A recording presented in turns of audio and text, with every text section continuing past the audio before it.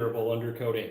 So I'll get into that in just a little bit. Let me set up a few things, guys. Make sure that you chat and like the video as you guys come in. It's really important for us to bring the engagement up here. We really want to grow this channel this year, so this is kind of our main focus here for the future. I'm just doing a few things to get ready while you guys come in. Just checking, making sure all my settings are correct, and then I'm good. Okay, looks like everything's good. Clean some lenses for you guys quick, and then we are off to the races for today. So, good to have you guys in here on this Saturday. All right, there we go.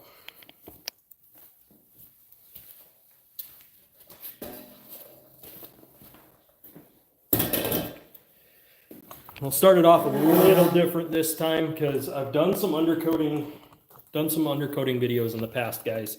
And what I'd like to do this time is kind of explain a little bit before we get into doing this. Once I do this process, I'm going to have so much into like material up in the air in here that I won't be able to really do any breakdowns at the end. So my breakdowns are going to be here in the beginning, kind of a little different. But let's start off with today's announcements, guys. We do this every Saturday at 1 p.m. This is how we start out. So here's what we got. Guys, we've been growing really good. You guys have been hitting the like button. You guys have been getting engaged. Continue to do the chats. It really does help the channel. We are really trying to grow this year. So make sure you guys click or ring the notification bell so you guys get notified when we go live, which is every Saturday at 1 p.m. Central. Now that the announcements are out of the way, you guys are seeing some merch that we're trying out. There is going to be a few more changes to the merch, and I still got to set up the store. So just know that I'm working on it, but we do got to get engagement up and get more subscribers to the channel before I build a store. So these are things we're really wanting to work on for the future here on the channel. What are we doing today? Well, today is an important piece for us to be able to start putting this car back together. As you guys see, this car is apart. There's no doubt about it. We've gone through quite a bit of mechanical stuff on this car. We're not done yet. So I'm going to give you guys just a brief rundown of where we're at with this. We've already done timing chain. We have replaced a map sensor.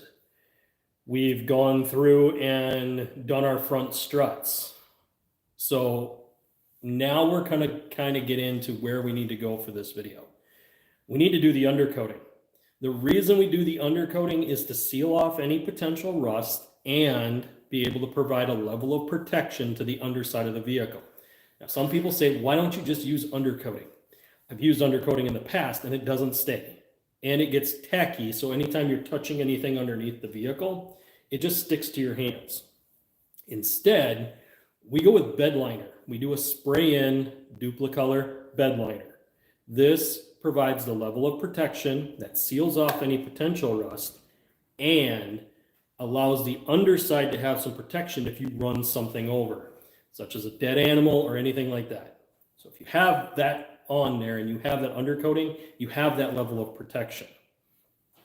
I see we're starting to get some people in. Make sure if you guys got something, chat it in down below, and make sure you guys hit that like button. We want to grow the channel this year. It's really important for us to do this in order for us to get a merch store. So we are working on a lot of things behind the scenes for you guys.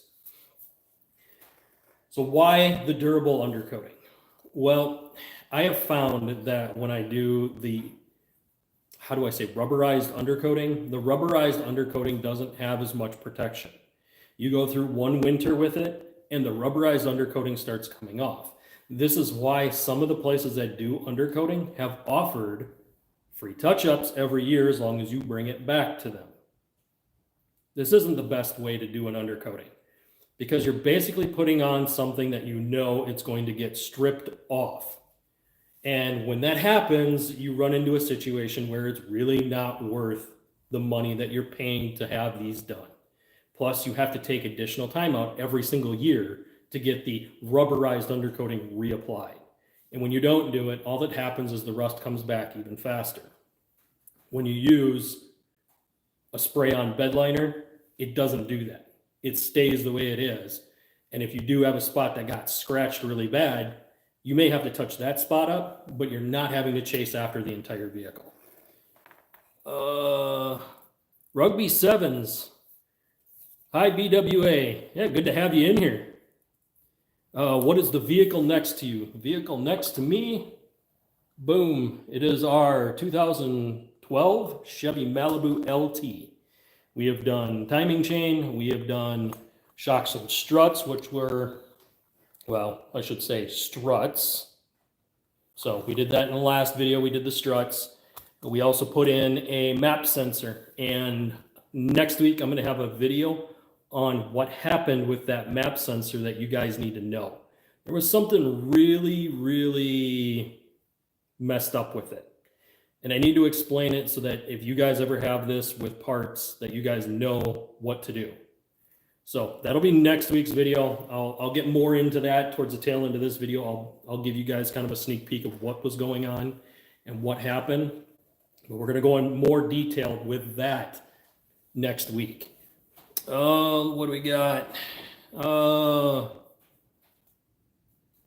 Lover999love says, what's up, bro? Not much. We're here Saturday doing our Saturday lives like we always do.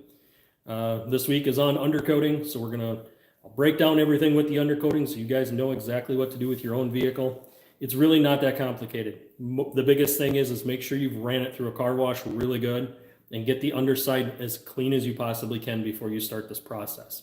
We're not going to really waste a whole lot of time with scuffing it and trying to make it look perfect underneath. It's the underside of a car. So the biggest thing is just getting that layer of protection on that seals off any moisture or potential rust that's already underneath the vehicle. 999 asks again, how old are you? I'm old enough to know better. Let me put it that way. I've been around the automotive industry turning wrenches for the better part of 30 years. Whether it be, just things I did as a kid starting out all the way up to where I'm at today. Done a lot of different things, seen a lot of different things. Everything from motor swap, transmission swaps, all the way down to diagnostics, chasing problems, wiring. I've done a lot of different things, including even building my own cars. Now, we may have a build coming in the future. I know we have one already that I've kind of hinted to you guys. We will have a motor build. It was put on the channel as a vote. The vote came down. We will be doing a motor build for Crimson Vortec, which is an 01 GMC Jimmy with a 4.3. I'm going to show you guys in that how we can take a stock engine and increase the horsepower and restore what factory didn't do in the first place. And I'll break all that down when we get there. We're not there today.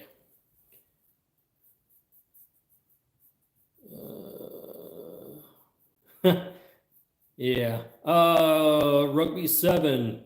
Do you do all of your own work there? I try to. I do have people that come in from time to time, friends of mine that I grew up working on things.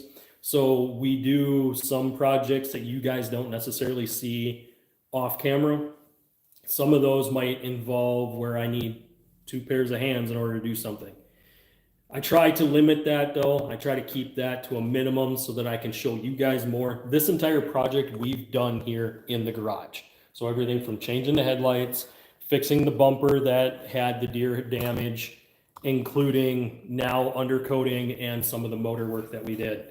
It was really important to do all the processes with this in order for you guys to see how to do this.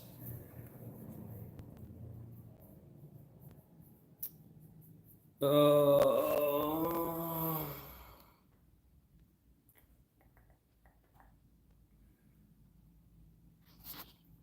me see here. Digger, I'm going to time you out for that one. You don't need to do that here.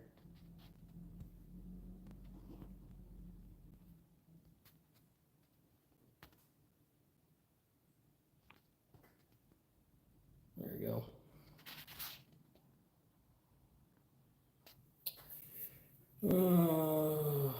Rugby 7, because I don't see a lift there.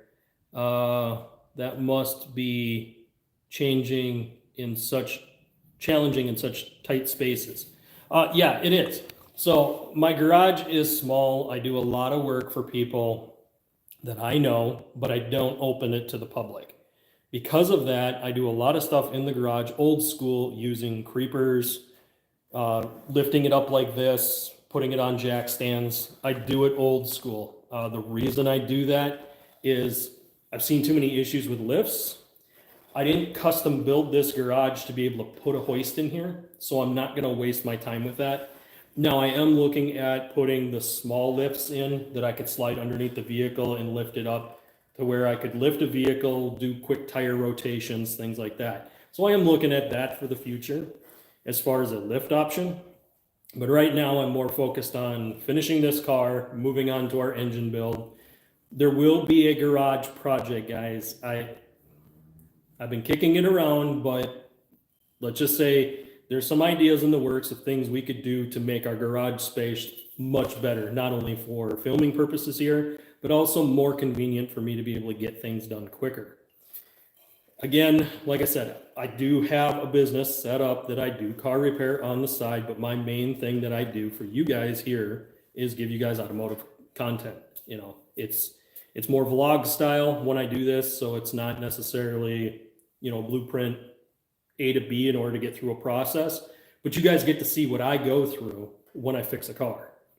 And they don't always work out right. They don't always go the way you think they would. And next week will be a dead indication on what I was talking about with that. You know, just because the computer says there's something wrong doesn't mean that's what's wrong with the car. It takes a lot of work to figure it out. And usually you take the guess on whether or not the part that you're going to put in will work properly, or if there's going to be something else that threw the code and it led you down a dead alley. And I'll go into all of that next week. Again, this week is the undercoating. And I know people have done a lot of undercoating projects. There's a ton on YouTube. There's a ton all over the place. Rugby sevens. So your main job is an auto mechanic, and therefore you have access to tools you need to complete the job. Okay, so to give you guys kind of a history of background, I've owned 2 different businesses. Both of them have been automotive related. I've decided to kind of do that on my own and not work for a shop. My reasoning for that is I hate the way that the system is set up. I hate book rate. Book rate teaches you just get the engine code to shut off and give it back to the customer. They won't teach you to go down the rabbit hole and make sure you find all the problems. They'll pinpoint it, go after it, fix it, send it out the door, grab the next one. That's how that automotive system's set up. And I hate it. Because what happens is somebody will bring something in for a brake job, and they won't tell them, hey, your struts have never been replaced in your car, and your car has 130 some thousand miles on it. These things should have been replaced back at 70 or 80,000. They won't do that. And if they do that, they're not necessarily willing to present it to the customer in a fashion that would allow them to fix that and be able to give the car back to them correct. And I've always hated shops for that reason. That's why I did my own shop. That's why I do things differently, so that I can feel comfortable when I give my customers their vehicle back. It's 100%. I don't have to question where it's at. Now, sometimes budgets do play into that. So sometimes I got to wait for my customers to say, okay, well, I can do this, I can do this, I can do this. And we budget it out, we work it out together. It's kind of how I have my business established when I deal with outside customers. As far as the YouTube stuff, guys, we bring projects in, such as my Malibu here. This is my car. So we just go through and do a bunch of projects on it. And for this one, what started out as a deer hit has turned into motor repair because the service interval was due. It turned into suspension repair because the service interval was way overdue. Now we're in the process of undercoating and then the reassembly process, putting it all back together. A lot of the stuff I learned as a kid. The things that I learned, I carried on and then increased my knowledge as I went. So I did a lot of the homework on figuring out computers and how the sensors work and why they work the way they do. And what happens when one sensor is working but one isn't, and then the false codes that can get tripped. If somebody doesn't know how to do this process of elimination, What happens is they just start throwing a bunch of parts and not understanding the correlation between those parts. Again, I'm dropping way too many hints for next week, guys, but I'm going to cover all that next week. So hopefully, Rugby Sevens, hopefully that answered your question. He shot in another one. I work on my own cars as a hobby, but I know my limits.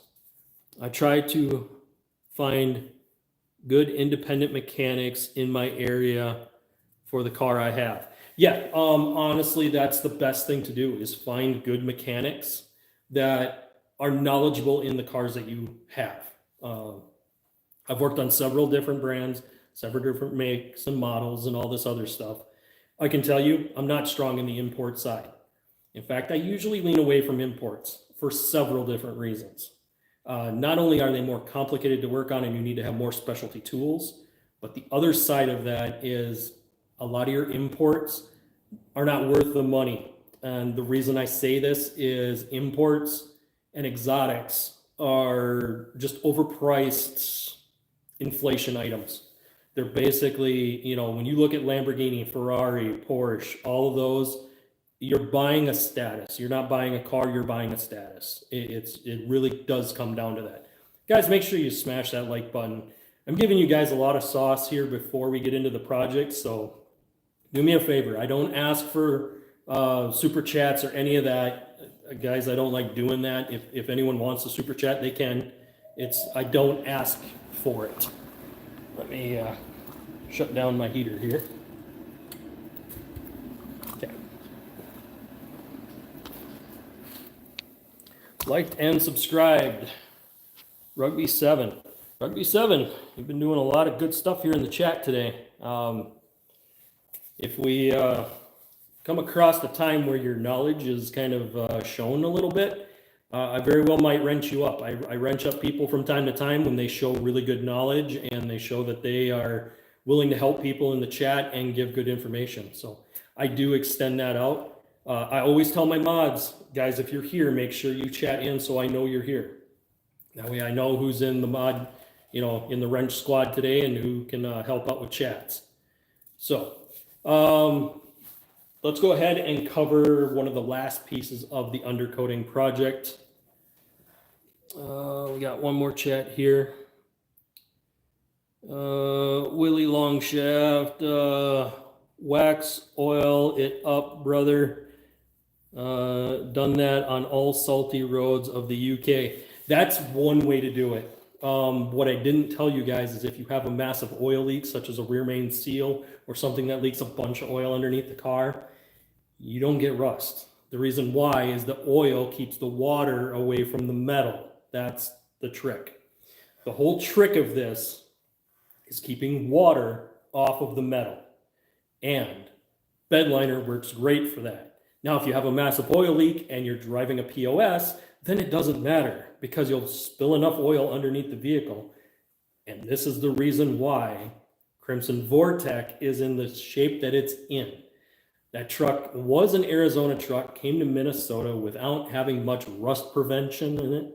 And because it didn't have very much rust prevention, the oil leak from the rear main seal and the oil pan made it to where the underside had so much oil on it that it wasn't going to rust. When we go to do the motor build, I'm going to need to make sure I undercoat it very well because it will not leak again when I do that project.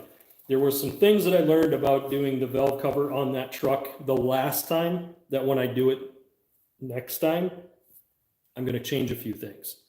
And some of those is putting the right RTV sealer in the right places to keep it from leaking. And unfortunately, Vortecs are horrible for leaks. Anyone who's ever had a Vortec engine, you guys already know oil leaks are a common source to this kind of lifestyle. It just happens. And in order to prevent that, you need to know exactly where that oil is coming from and then know how to seal it up. And one quick way to seal that up is to make sure that you use an oil-resistant silicone when putting new gaskets in. On an oil pan gasket, if you guys are doing anything GM related and it has the old school either rubber gasket or cork, make sure you guys put that silicone, that water or the oil resistant silicone both on the engine side and on the oil pan side. Make sure that it sandwiches between the material so that it doesn't leak.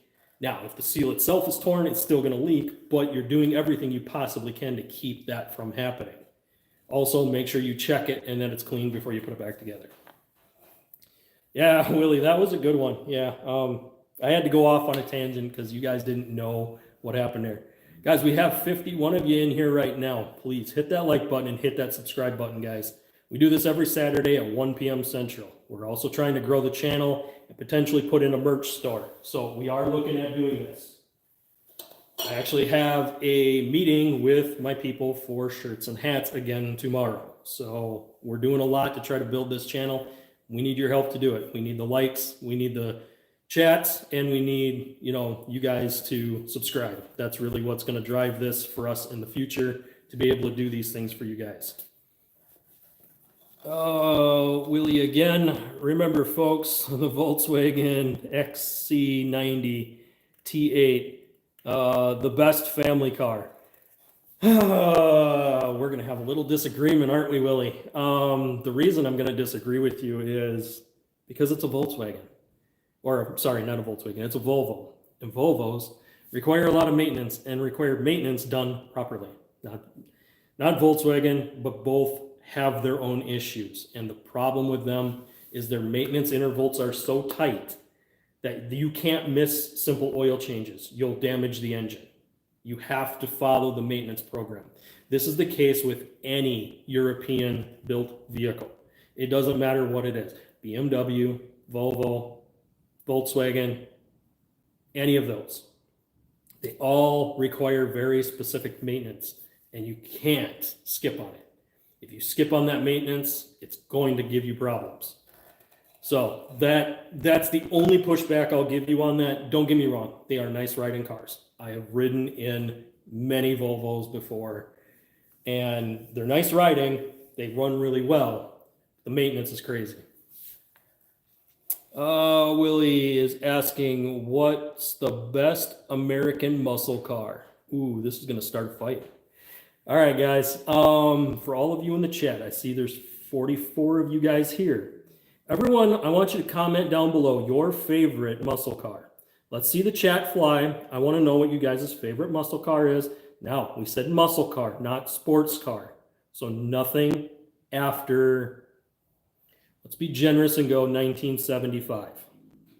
So 62 of you guys in here now. Chat it in down below, your favorite muscle car. Let's see it. We get at least 10 and I'll tell you what mine is. I want at least 10 people to tell me what their favorite muscle car is right now.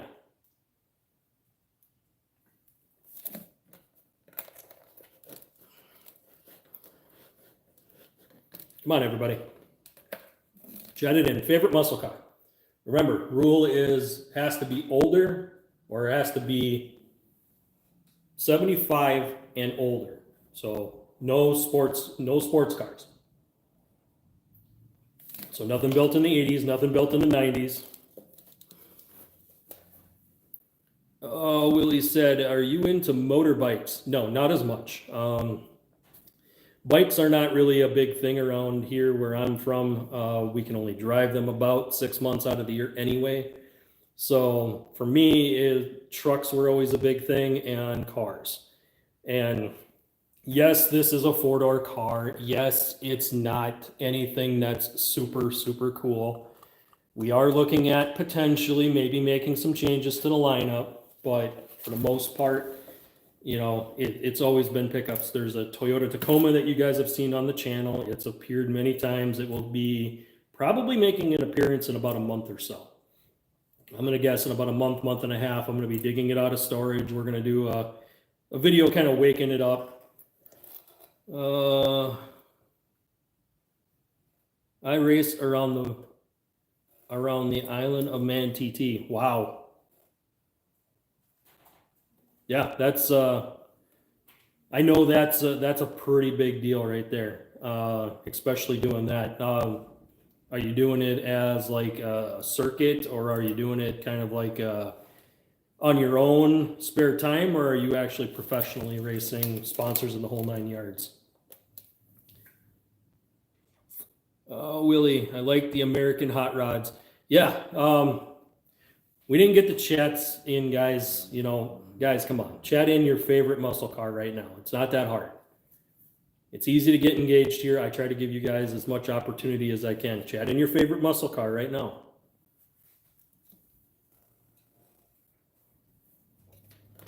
I said I only needed 10 of you guys to chat in what yours was before I would tell you mine.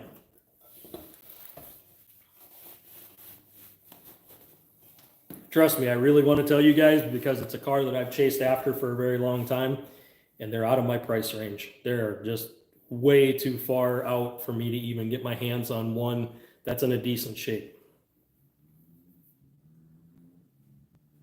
Yeah, the American hot rod scene used to be a lot better. Let me tell you that right now, Willie. It's not the same. It used to be dramatically better. Back when I was growing up, again, this was probably a good 20, 25 some years ago. You could easily, you know, see some really cool stuff at car shows. That scene really died off, and the last 10 years, it's not been what it should be.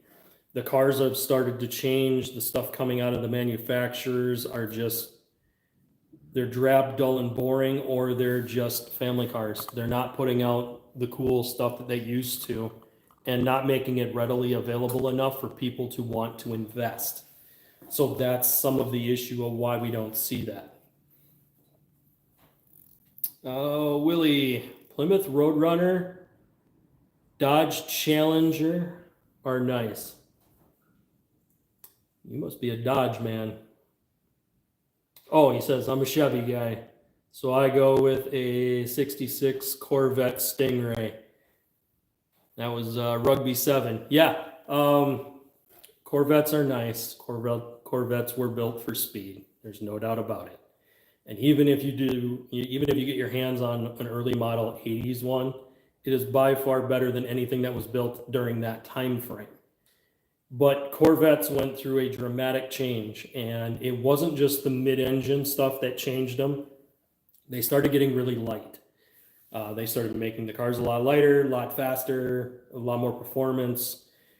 The things you would do with a 66 Corvette, you could do way more with a 2000s Corvette or even a 2015 Corvette. Now, I'm not a huge fan of the brand new Corvette mid-engine. Yeah, I know they're crazy fast. I know they've set land speed records and done some amazing things. Not necessarily my cup of tea, though. They would be fun, don't get me wrong. I would enjoy an afternoon driving one, but to be honest with you, if I had to put it in my garage and make that payment, I think I would want one a little bit older. Probably that early 2010 to 2016 range. Probably the C7 would be my bet.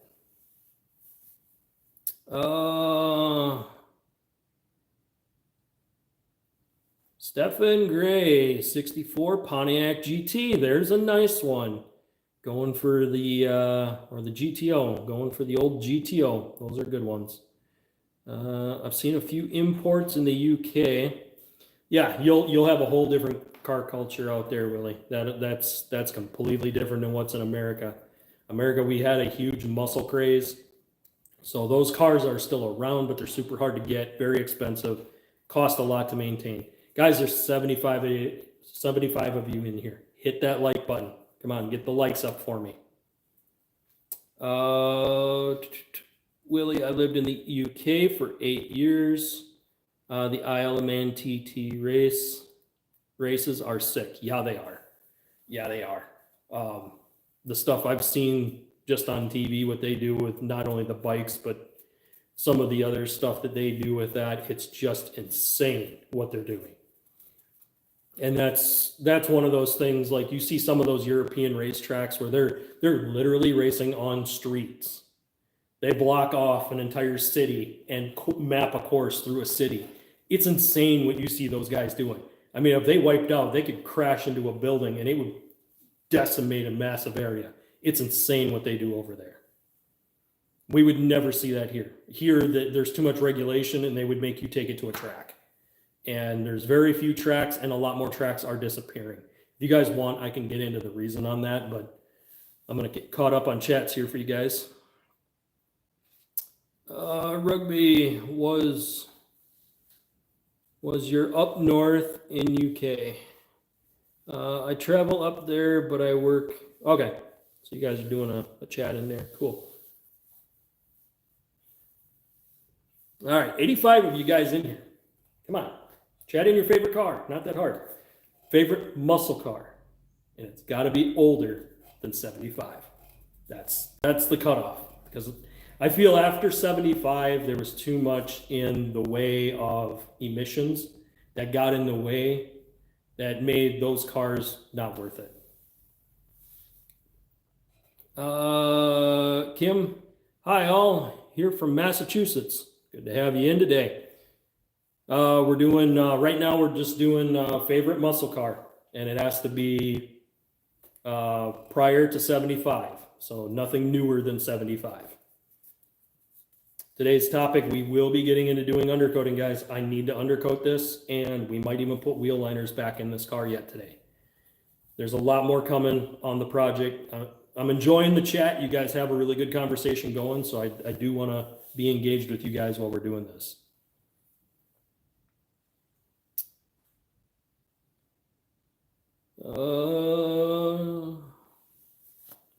Okay, so that's more chat there between Willie and Rugby Sevens. So, all right. I did not get enough people chatting in their favorite muscle car. Come on, guys. There's 67 of you in here. Let's see some muscle car stuff. What's your favorite muscle car? Just chat it in. Do you do videos on how to on your car, like oil changes? Yes, Kim, I do. Actually, that's what this is about. Usually I do a little bit of chat here in the beginning. I break into a project. I'll take chats while we're doing the project. At the end, I do kind of a breakdown of what we did. The reason I'm doing this today for so long here in the beginning is because once I do the undercoating on this car, there's going to be so much fumes in the garage that I won't be able to take the mask off and actually do the post. So I'm doing a lot of that now for you guys and giving you guys time to chat in and do this stuff. But yes, just to give you kind of a rundown, Kim, of what we're looking at here. This car had hit a deer, and in the process, we have removed all the damage. We've replaced lights.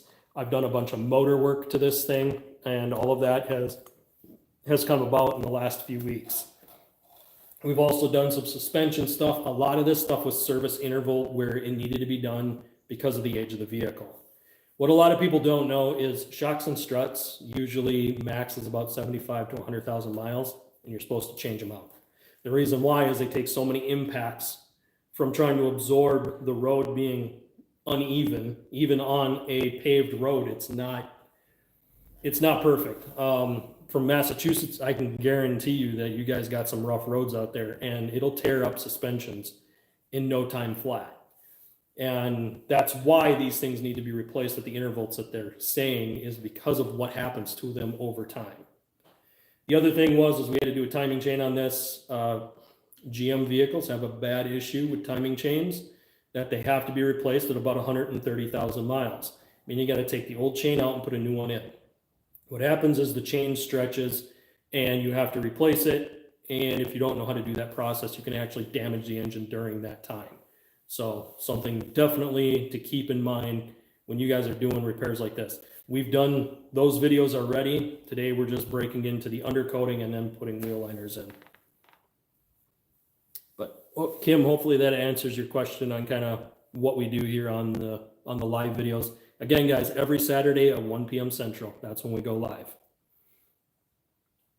I remember seeing one put a Hayabusa engine into a Robin Vineyard three-wheeler. Somebody was playing with some toys. Can't beat a good day out in the junkyard. Oh, that used to be the life. Junkyards aren't what they used to be here in the U.S. anymore. A lot of them just have basic cars like this, and it's not as fun. You don't see the cool muscle cars like you did back in the day. All right, we got some more cars coming in. Discuss those here in just a bit.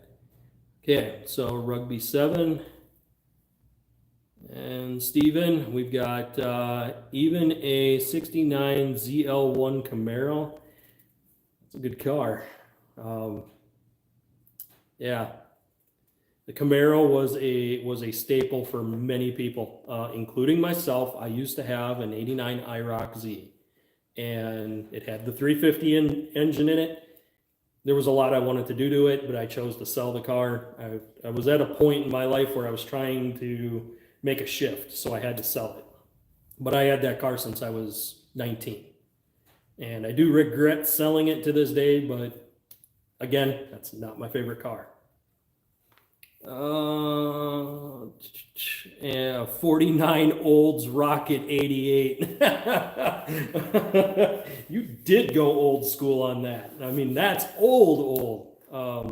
That's almost past the muscle car period. That's like prior to muscle car. Muscle car usually didn't kick in until about the 62 to 64 range. And does anybody know the two car companies competing during that time? There were two companies that were locked in a knockout, drag-out fight as soon as the sports car, or I should say muscle car craze kicked off. Not sports car, muscle car. When the muscle car craze kicked off, there's two car companies that were in massive competition with each other. And I might even give a wrench to the person who can name both companies and then name both vehicles that they were fighting with. Like the vehicle from the manufacturer, so manufacturer and their car. If you can list both of them, I'm going to give somebody a wrench. I'll give you a hint. It was, really hope I get the years right here. I believe it was a 62 and a 64. If somebody gets both of them right, I'm giving you a wrench. Because if you have that kind of knowledge, you've been around this and you know what you're talking about. Stop using Google. I know you guys are.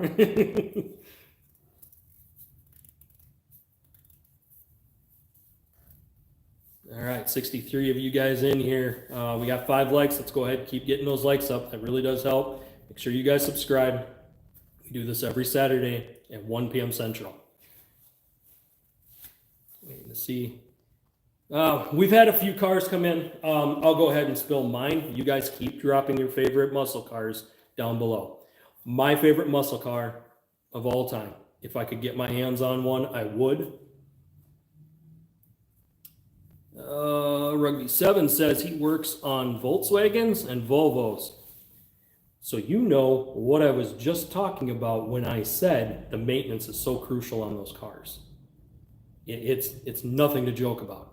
Even missing a simple oil change can mess those cars up horribly bad.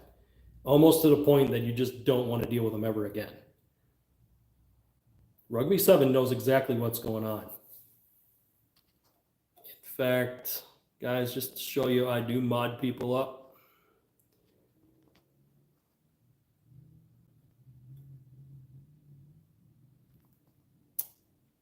All right, guys, let's say hi to one of our new mods, Rugby 7.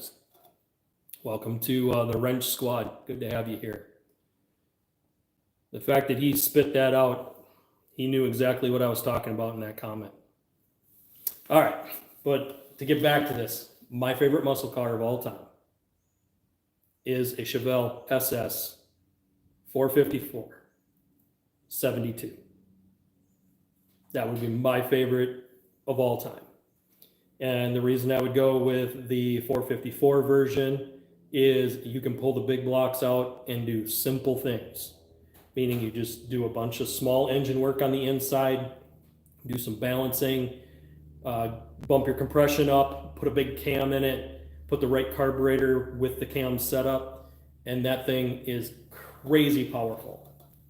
It can compete pretty much with everything built up until the recent, like I would say anything prior to 2010, just getting one of those cars with a 454 and doing the basic engine work, you could compete with that car in a straight line shot. Cornering, on the other hand, not a chance. The muscle cars were never cornering cars. They were never designed to corner. They are straight line cars. They're designed to go really fast in a straight line. They were not, most of them did not have the suspension technology that new cars do. This car here, this 4-door Malibu, will corner much better than all of its prior Malibu predecessors. The reason why is because of the suspension technology. That suspension technology has changed so much that those cars are not even in the same realm when it comes down to it. And I point that out a little bit when you look at the newer Camaro versus a 60s Camaro. When you look at those two, you can see the clear differences in just the technology that was put into it, just the research and development. That makes all the difference when you're dealing with a car that corners versus one that doesn't. As far as horsepower, yes, horsepower has gotten better with turbos and superchargers. It's one of those things that you can increase horsepower by putting power adders on, but you could do that to the old school ones and get a lot more power yet too. So I don't necessarily say that the newer engines are better versus the older ones. In fact, and many times I say that newer engines are not as good. And the reason why is because just minor little things can total out that engine, or minor little problems with a sensor can drag out a massive repair in order to figure out what's wrong with it. A lot of your old school engines, you can listen to it and hear what's going on with it. Is it ticking? Is it knocking? Is it misfiring? Is it not getting enough fuel? Or is it getting too much fuel? Those things are easy on an old school. A lot harder on stuff with EFI. It really is. I spend a lot of time studying EFI, reading books, looking at the schematics for newer stuff that comes out. Everything from sequential fuel injection to just basic injector setups and knowing what pound of injectors to put in for any particular setup. I've done a lot with that with the Mustang and the Ford side of things. GM, they don't do a whole lot of that. Most of it, they can adjust all that in the computer nowadays through injector pulse rates and all of that fun stuff, which goes into a whole bunch more programming. So just kind of spilled the knowledge on everything that I know with automotive and how deep I've kind of dove into topics. I don't have a dyno because I'm not spending the money for one right now. If the channel was big enough and I had all the money in the world and didn't have to worry about it, I would probably have a dyno. I would probably be tuning cars. It's something I learned a long time ago. I learned a lot with the stoichiometric rates, adjusting timing, adjusting rail pressure. All of that plays into it, and you got to know how to do it. Just to give you guys a little bit of background on some of the Mustang stuff. A friend of mine and myself used to build Mustangs together in my garage that I had. He had one, and he was going to take it to the dyno. He's like, well, I got to get it to the dyno so I can tune it. I put a $100 bill on the hood of his car, and I said, let me tune this first. Let me tune this, and if I'm more than 10% off of what the dyno adjusts, you're going to double that money on the hood. He's like, fine. He's like, I'll take that bet, because he's like, there ain't no way you're going to get it within 10%. He's like, you need a dyno for that. I'm like, no, I don't, because I've already studied everything that we're doing. So I looked at the cam he had. I looked at the injectors. I told him what injectors to put in it. I told him how to set up his timing. We adjusted his idle control. Once we did all that, I went straight into adjusting the fuel pressure from that point on. So as I adjusted, we got to the point that he was at 13.4. Stoichiometric is 14. Oh, it's been a while since I studied that. 14.7, I think. Somebody will correct me on that, what stoichiometric is. APM Auto, happy Sunday. Thank you for chatting in, man. Guys, one of my mod squads is in the channel. Before we get started with today's project, we're talking about favorite muscle cars, and it has to be older than 75. Rugby 7. My 2018 Volvo XC60 has 132 on it. Routine maintenance is key. Tip: always do your oil changes at half the manufacturer's recommended mileage. Guys, he just dropped you guys a solid piece of info. This is a mechanic that works on Volvos. So listen up. He is dropping big knowledge right here. My Volvo says every 10K. No, 3 to 5. Correct. Always don't go past 5K on oil changes. You go past 5K on oil changes, you're cooking your motor every time you do it. Every single time. Always change your oil before 5,000. GMs want to push you to 75. Don't do it. If you go to 75 on your oil changes, you just shorten the life of that engine by years. So don't do it. Always change that oil. Keep the engine oil fresh. Don't let it get bad, especially on VVT engines. And VVT has become the way of the future, which is variable valve timing. I know that's a GM term, but they all have a version of a VVT nowadays, whether it be Ford, Dodge, Chevy.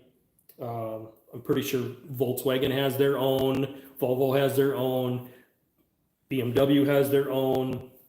You can even go to Nissan. I'm pretty sure they all have their own versions of those kind of engines. Inside those engines, not keeping fresh oil means a death sentence to your car. The reason why is there's very small valving. That very small valving gets plugged up when you get too much carbon buildup in it, and it doesn't allow the oil to pass through like it's supposed to. Oftentimes cam phasers go bad because people didn't do regular oil changes. Do not ever go off of whatever the engine says when it comes to that. Follow the maintenance that we put out for you guys based on guys who work in these industries.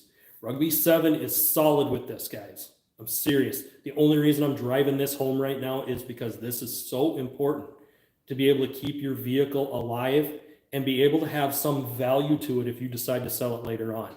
Because if you don't do those regular oil changes, that engine is cooked and it's going to come back to bite you, or when you go to sell it, because you're going to notice that the engine isn't performing well.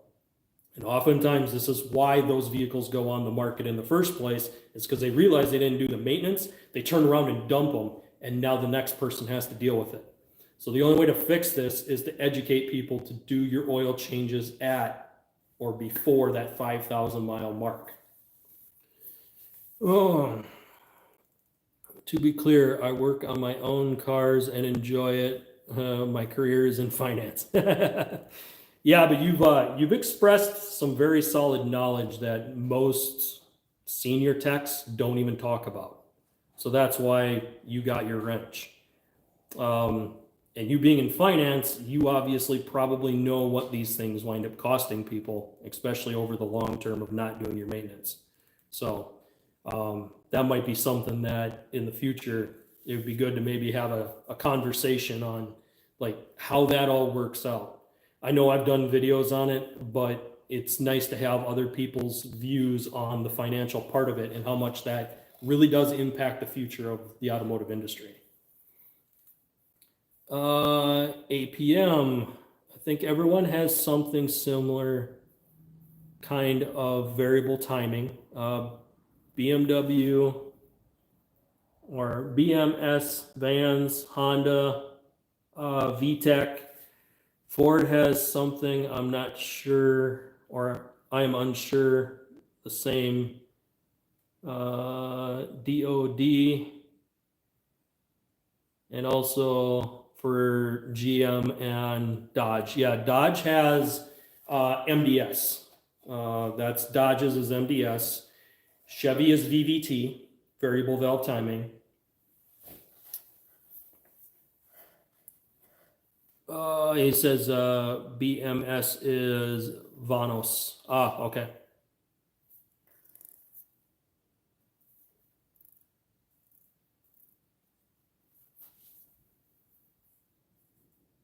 Rugby 7. Real life is calling. Have a good one, man. Ciao. Good to have you in here today, man. Make sure you check in. Now that you're a mod, please check in, and we'll see you guys. We'll see you on the next one. I'm still gonna be here. We got to do this undercoating project. Displacement on demand. Yep. DOD is displacement on demand. Yep. I think that one's the Ford one though. They use cam phasers, and their cam phasers are junk. I'll tell you that right now. I've dealt with enough of those cam phasers that I don't like seeing Fords. I really don't. And their 4-cylinders are by far better than any of their V8s because their cam phasers and their V8s go out constantly. It's a trash system.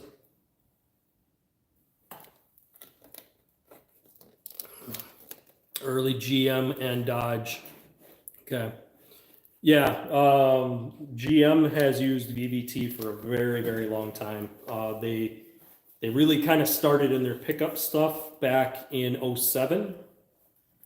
A lot of those, that newer body style pushed the VVT. And that was done through lifter shutoff. So if they didn't want a cylinder to fire, or they had their certain cylinders that wouldn't fire and they would go into a 4-cylinder mode, what would happen is it would shut off the lifters and allow the oil to bypass the lifter, which is why we're starting to see a lot of lifter failures in the GM side. And a lot of that is just because those aren't made to withstand the constant abuse that the engine goes through. So when it's constantly shutting off cylinders for 4-cylinder mode, it's hard on the engine. And it's hard on components inside the engine. That's why the old school pushrod engines are so much better than any pushrod engine that has the VVT. And I'll stand 10 toes down on that. I've seen guys rebuild old school pushrod V8s, and those engines last through way more abuse. You see a lot more of those out on circle tracks and stuff like that. You don't see the VVT engines out on circle tracks because they can't withstand the high RPMs and the constant abuse. So that one's just simple math on that deal. All right, 26 of you guys in here. Chat in your favorite car down below. Come on, we've already had a few people, and I've already spilled what mine is. Tell you what, we get some more down below. I'll tell you my second favorite car.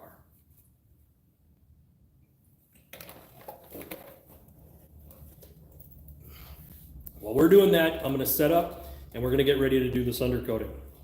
Again, when we do this undercoating, it's going to get so much material in here that I won't be able to do my post with you guys. Because I can't do post, we did a lot longer here in the beginning. APM says maybe a 72 GTO. That's a good one.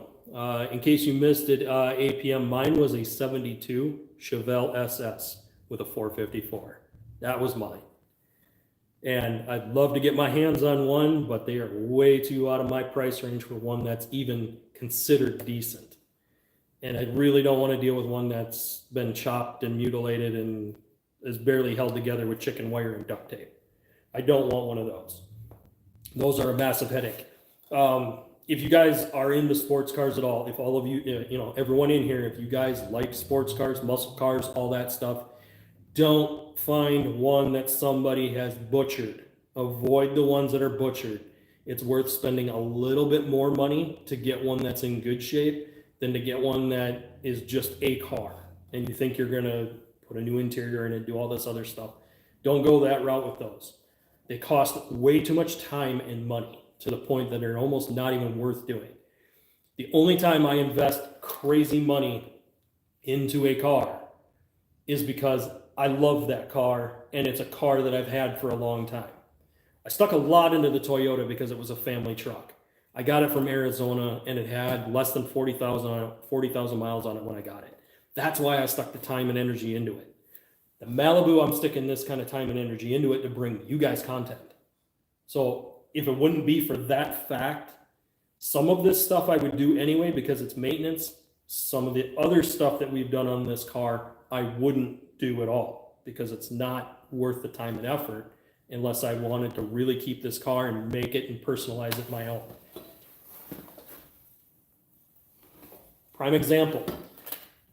This is a center cap. Little details. Makes a difference when you see the overall car. Not necessarily something you would take unless it was a project in a car that you really liked. Simple things, small things. Usually those are not necessarily the most expensive, but definitely time consuming.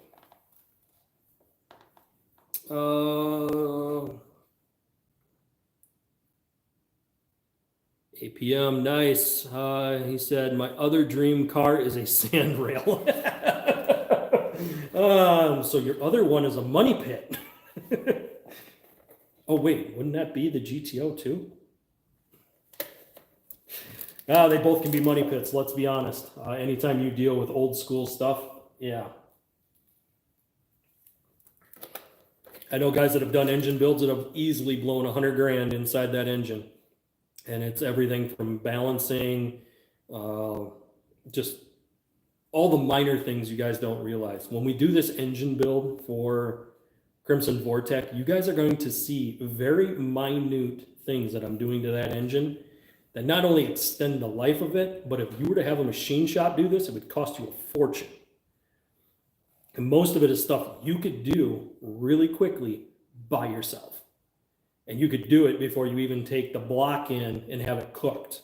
The only problem is when you take the block in to have it cooked, you should also have it magnafluxed. Magnafluxing is where they would tell you if there was any cracks in the blocks or deficiencies. If you have a crack in the block, some cracks are not that big a deal, some are huge. So knowing that you have a good engine to start out with at the beginning is really important.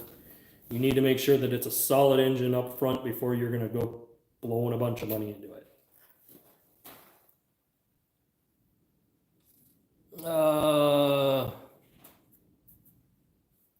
APM, I have black booty. GMC, but I still have a Chevy. So yeah, you bow ties, not booties. I hope you guys are reading that chat down there. That's hilarious. Center caps. Yep. So a lot of times rims off of a Chevy are the same as what they are on a GMC.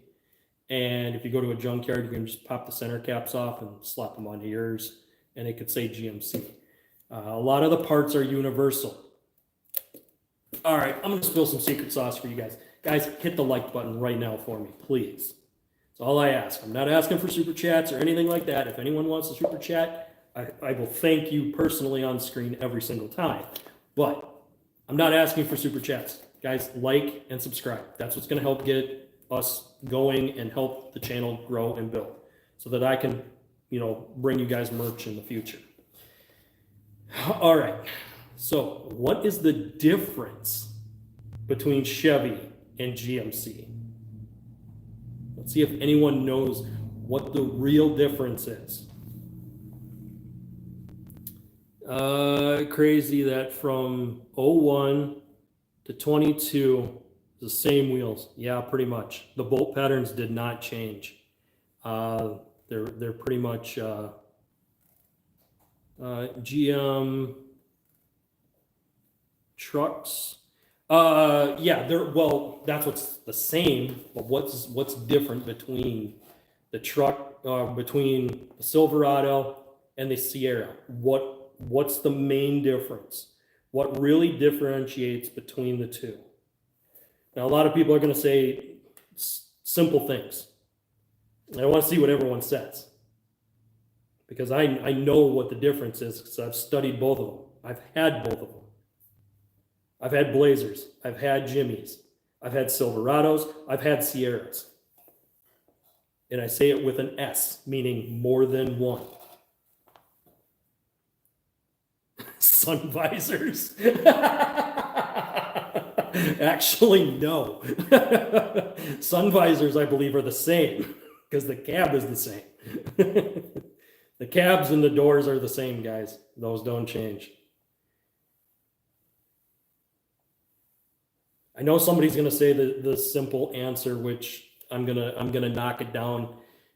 That's done for cosmetic reasons only. That does not really put any kind of big differentiating issue on it. There's a big one, a huge one, of how you can tell they're different and why they're different. LOL, more than sun visors, though. As an extra one.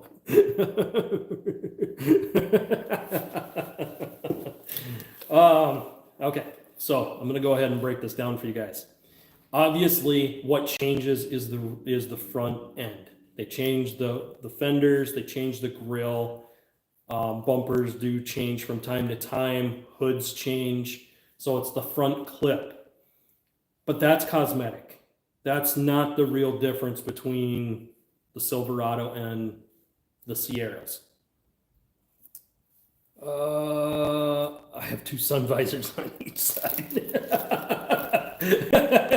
APM is just driving home the sun visor thing. No, what's different is the programming. Programming in the computer is different. They are not the same computers. They are not done the same. Yeah, door trim changes based on the level of vehicle. So like an LT has a different door trim than, you know, an LTZ or something like that. I'm using the Chevy side. But yeah, it would be nowadays, what is it?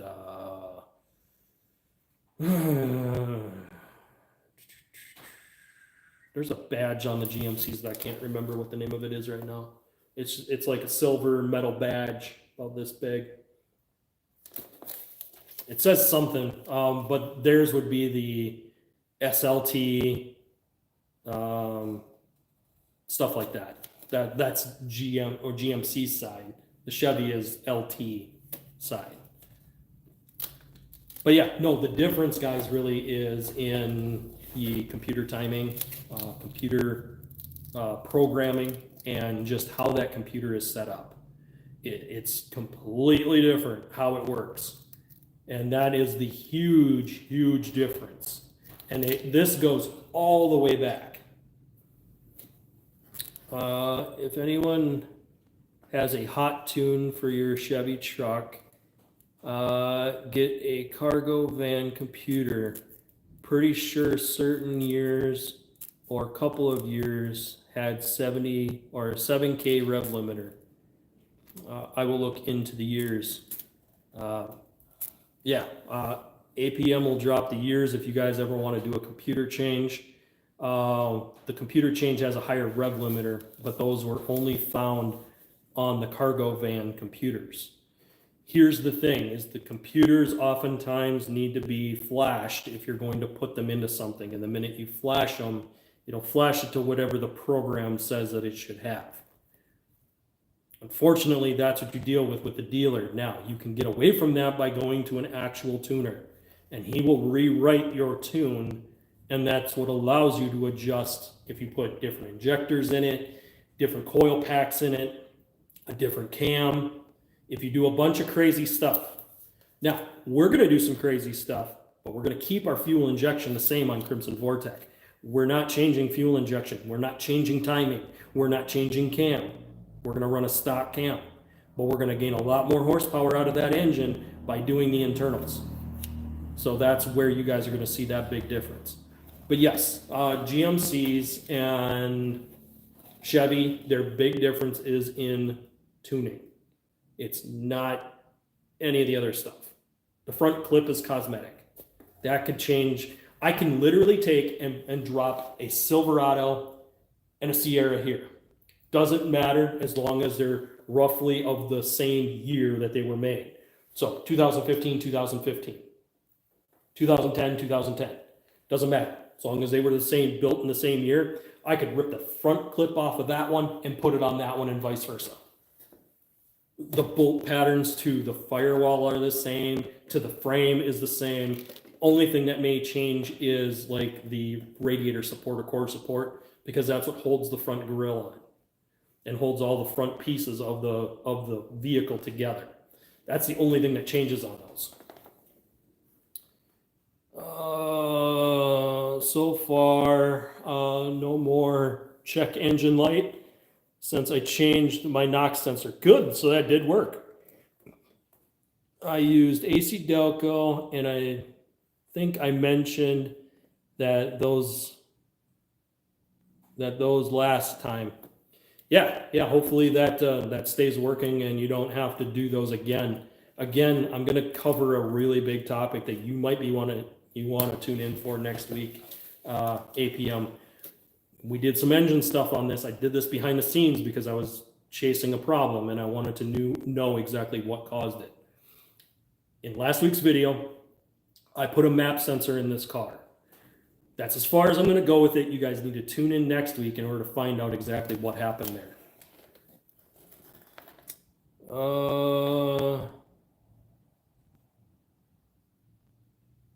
Demonte Day.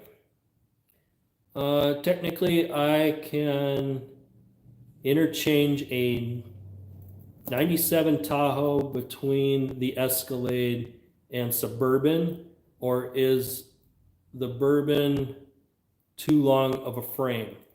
Depends on the Bourbon is a long frame. The Suburban is a long frame. The Tahoe and the Escalade may have the same frame, or the Escalade and the Suburban may have the same frame based on the model of Escalade. So that's the only difference there. And he said from a 97 to an 07, 08 Bourbon, because you're jumping from a 97 to an 07, you're going through a body change. And that's where the problem comes in.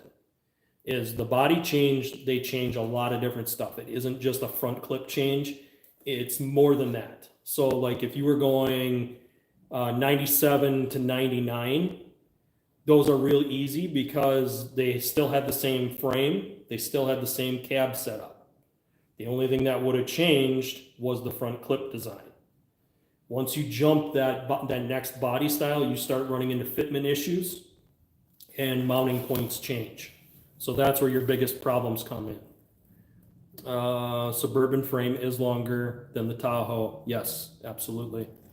Rear doors are different between them. Front door is the same. Yep, they change slightly in the rear doors. The biggest issue that he has, though, he's trying to jump years. So when he jumps the years, he's going to have fitment issues. And you can overcome them, but you're going to have to break out your welder. You're going to have to break out your plasma torch. You're going to have to cut a bunch of stuff apart. You're going to have to relocate parts on your frame rail to mount your new cab if you're going to go that route. That's a crazy modification if somebody wanted to take an old school frame and drop an 07 body on it. Honestly, I wouldn't go that route if I was going to do that, because oftentimes the newer frames are usually a better design. The only reason I could see somebody doing that is because rust issues or something that's deteriorated to the point that it's not worth trying to save. And if he's got stuff laying around, he probably thinks if I can put these pieces together, I can make one good vehicle out of it. The only issue is you're dealing with something that are two different things completely. So they're nowhere near the same design or even of the same year, make, and model. Again, the biggest thing is they need to be roughly within the same years. That's the thing. Different generations, right? APM said it right there, different generations. My Yukon has the newer front end swap. So you'd put the newer generation clip onto an older body style. If you did that, your body lines probably don't match up very well. They're probably going to look a little off.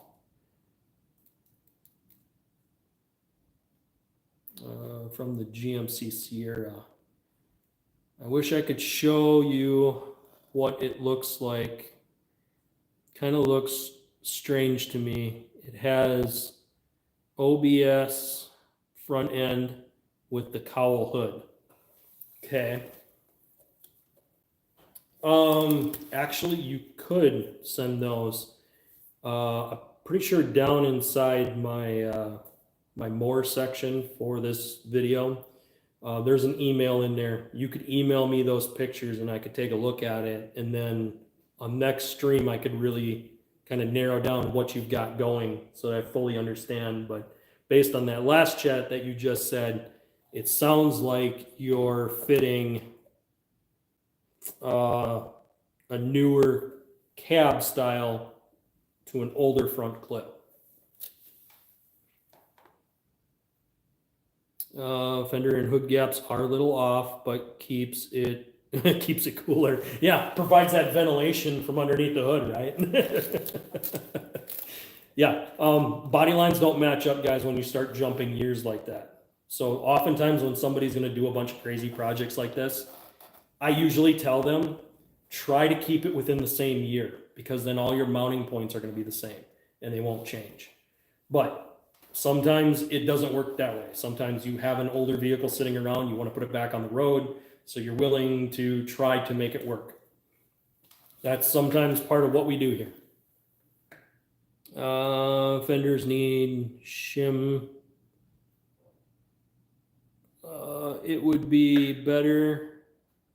The guy I got it from had great intentions, but it was more of a mechanic than a body man. Yeah, that's the thing, guys. When you start jumping years like that, in order to get a really nice finish, you know, to get it look like it was supposed to be that way and the way it was built, you do have to do a lot of body work.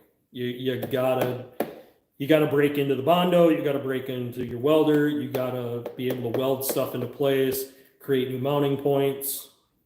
These are all things I learned when I went to school for auto body way back in the day. And yeah, the more you try to jump those years, the harder it gets.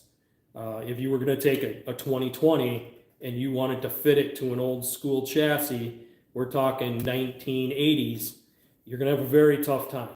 The measurements are nowhere near the same. Everything is going to be way off. You're going to have to recreate everything from the ground up, and you're going to have to start off with square one. Oftentimes on those, you want to put them on a frame rack, and you want to jig that frame up so that you can re-weld the right mounts in the right place if you're going to do something that crazy. But you need to make sure the frame's going to fit underneath the body anyway. So if it doesn't, then you're scratching the whole project and starting over.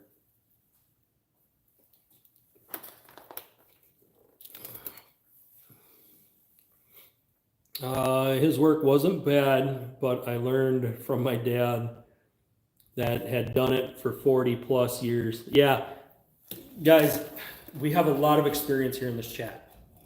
Don't be afraid to ask your questions. My wrench squad is in here for a reason. They'll help you guys with your project. You know, they'll get you steered in the right direction. When I catch the comments, guys, I try to steer you guys in the right direction. We don't try to give out bad advice here. We're also not going to sugarcoat it and tell you, yeah, hey, it's all good, everything's perfect. No, we're not going to do that. We're not going to lie to you. We're going to tell you straight up, hey, what you're doing isn't going to work and it's not smart. If somebody told me they wanted to pump 100 grand into a Malibu, I tell you, you're insane. It's a bad idea. Even with what I'm doing, guys, I don't think I've put half of what I paid for the car into it, and I'm not going to. What you guys see me doing to this Malibu now is the limit to what I'm going to do. All the other smaller stuff I do is just maintenance that I had to do to the car anyway. I'm not doing anything crazy. The crazy stuff's going to be out there on Crimson Vortec when we do that engine. That's going to get really expensive. And depending on what heads I go with, it could get crazy expensive. There's a set of Brodex heads for that 4.3 that I could get. That would cost me more than the entire engine rebuild. Just the heads, just two heads are going to cost more than the entire engine build. Like double what the engine build is. So that's why I said you can start dumping crazy money into projects, but you got to know what your limit is. What are you doing with it? if I do the engine build and I do it the way I want, I'm never selling that truck because I'm into it too deep. I got to keep driving it until it's gone. And that's just what I got to do with it. And that's oftentimes what these projects turn into. You start a project, you want to finish it so you can drive it, but once you put that kind of money into it, it's yours. You own it for the life of the vehicle. You're not going to turn around and dump it because you got too much time, money, and energy. Too much sweat equity into it at that point to do anything different. We have a frame rack. Yeah, if you do body work, you definitely have a frame rack because you're also pulling out damaged vehicles. So yeah, you got to have a good frame rack. You got to jig that up. If you're going to cut anything apart and re-weld stuff back together, it's what you got to do. The only thing we don't have is an alignment rack. There's a new alignment tool on the market. I haven't tried it yet, and I'm considering buying it, but my phone doesn't work with it. And I don't have an old phone to try to use with that. But basically, it allows you to do an alignment in your garage, and the only thing you're going to need are the turntables for the wheels so that you can adjust your toe in, toe out. That would be the only thing. If I get a chance and I know that I can get one that works, I want to get that tool because I'd love to do my own alignments. I can't stand it when shops do alignments because half the time they screw them up. And I don't want to rip on any particular shop, but the problem is they do too many alignments and they're banging those sensors all day long and they're always getting hit. Well, every time that those sensors go off, the next alignment they do is off. The next alignment they do is off. They have to recalibrate them every single day. If they don't recalibrate them, they constantly keep drifting further and further out. So that's why I don't trust alignment shops. I've had too many bad experiences with alignment shops that I've had to try to do them on my own with very little success. I even bought Quick Tricks alignment tools, and what I got works good for toe in, toe out. I could do toe in and toe out all day long. It's trash for doing caster and camber. If you don't set the caster camber right, everything else doesn't matter. It all goes out the window if your cast and camber aren't set right. So, and they got to be done in the right order. If you do them backwards, it all goes sideways, and it's a complete pain. And then you're just chasing your tail.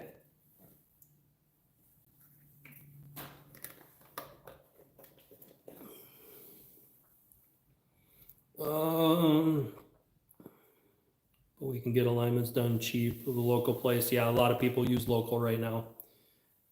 Tape measure and level. Guys, we can do that, and we've done that before. We got a tape measure and level alignment, almost perfect. I use a machinist gauge and get it within 32 seconds of an inch, or 0.01 of a degree. That's crazy close. I can tell you right now, some of the shops I've been to can't even get it within 1 degree. I mean, it's off. So if you're able to do it old school with those, and like I said, guys, toe in, toe out is so easy. It really is. There's nothing complicated with toe in, toe out. The only thing that throws you off is if you adjust it wrong, your steering wheel isn't right.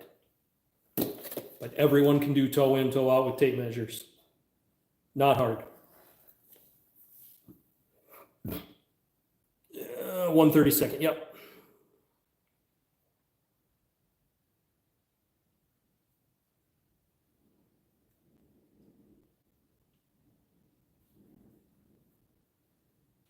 Yeah. When you're looking at that APM, when you're looking at that, you need one that does the caster and camber in order to even get it 100%. You can do toe in and toe out real quick just to get it to an alignment shop, but unless you do the actual alignment the right way, you're just going to chew up tires. That caster and camber have to come first.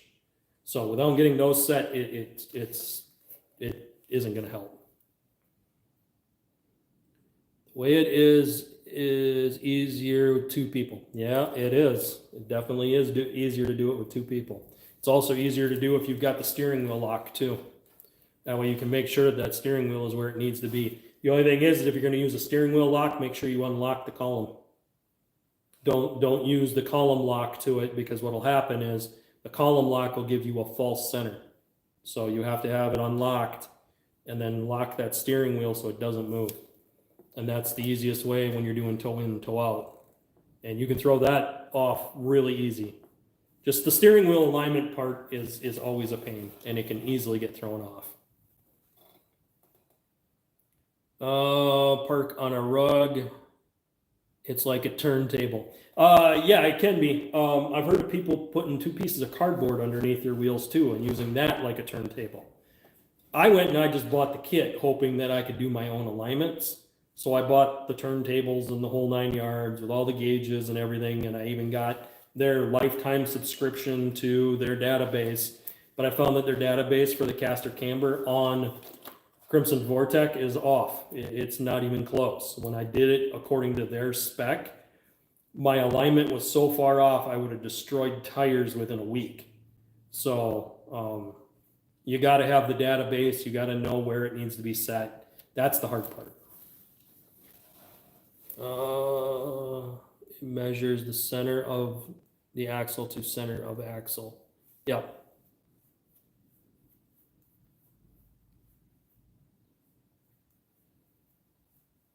Yeah, $300 to $500 for that setup. You know, $300 to $500 for a tool that you can use on everything isn't a bad investment.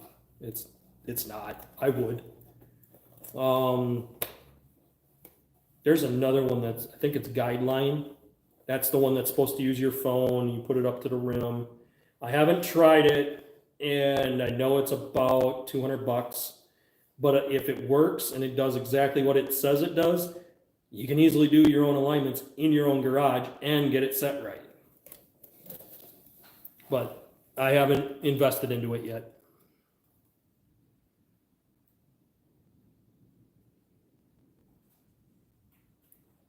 We've had the tool for 30 plus years. Measure caster changes when it's settled and level.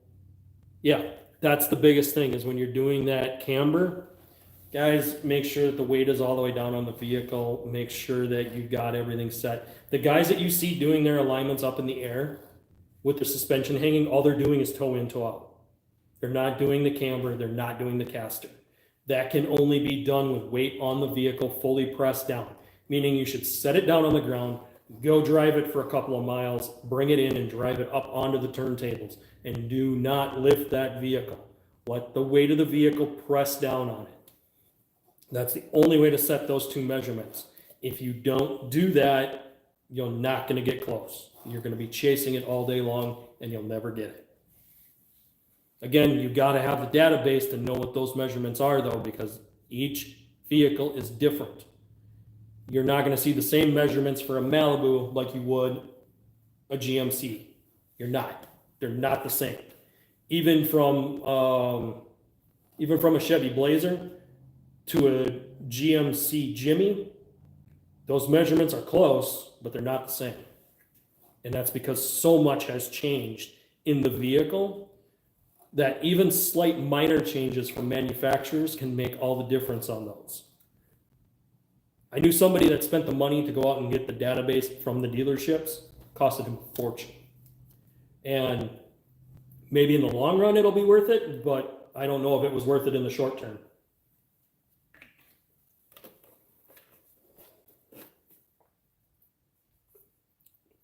Yep. PM is right. Don't just set it down on the ground and try to do that alignment. Make sure that you guys drive it.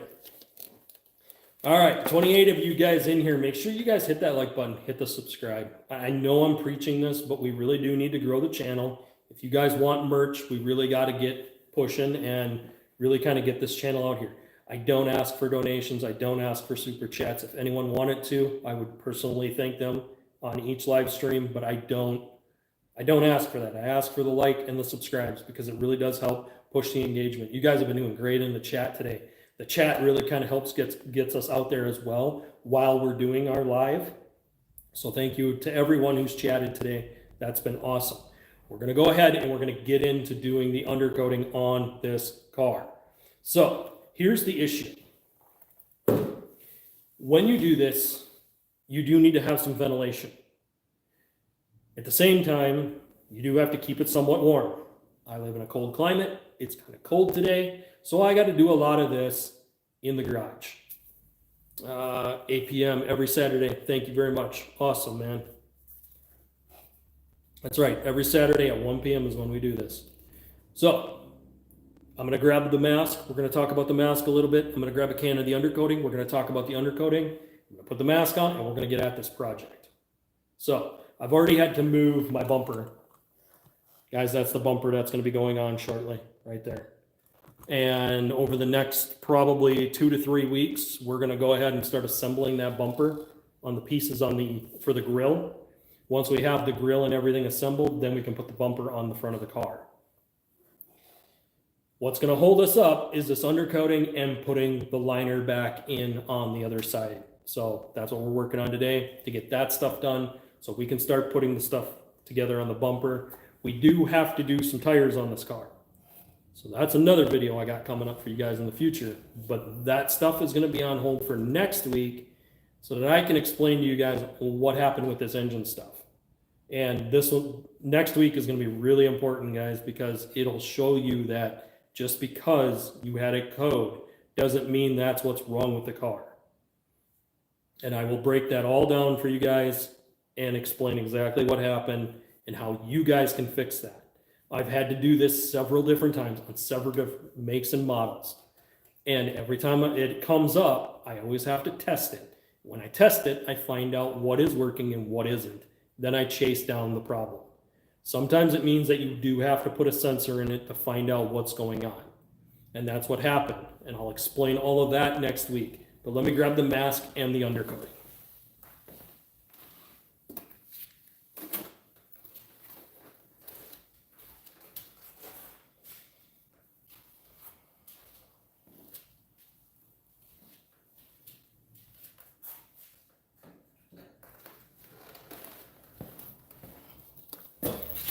All right, so here we go. This is what I use for my undercoating. This is a truck bed liner. This stuff is from Rust-Oleum. It works great. I don't have any issues. The reason I use this is when it's sprayed over even rust, it seals off the rust so it can't get moisture inside that rust. And that's the whole point here, is to keep the moisture off of the metal. The more moisture we can keep away from the metal, the less rust we're going to get. Now, salt adds more problem to it because salt is corrosive. It will bite in and eat. Vehicles that are parked in a heated garage where all the stuff can drip off and run off the vehicle, those vehicles have a lot less rust than ones that sit outside in the winter time and get a whole bunch of snow and salt and everything caked to the frame. When that stuff gets caked to the frame, it rots vehicles out very quickly. So, if you live in northern climates or you deal with harsh winters, you need to be able to find a place to get your vehicle in and de-ice it on a regular basis. That is key to making a vehicle last and not getting a bunch of rust on it. This is the other step, is coat that metal so that it's protected. I'm also going to explain a little caveat here. I've seen one from 8 p.m. I want to read, but something important that I'm going to cover here in just a second.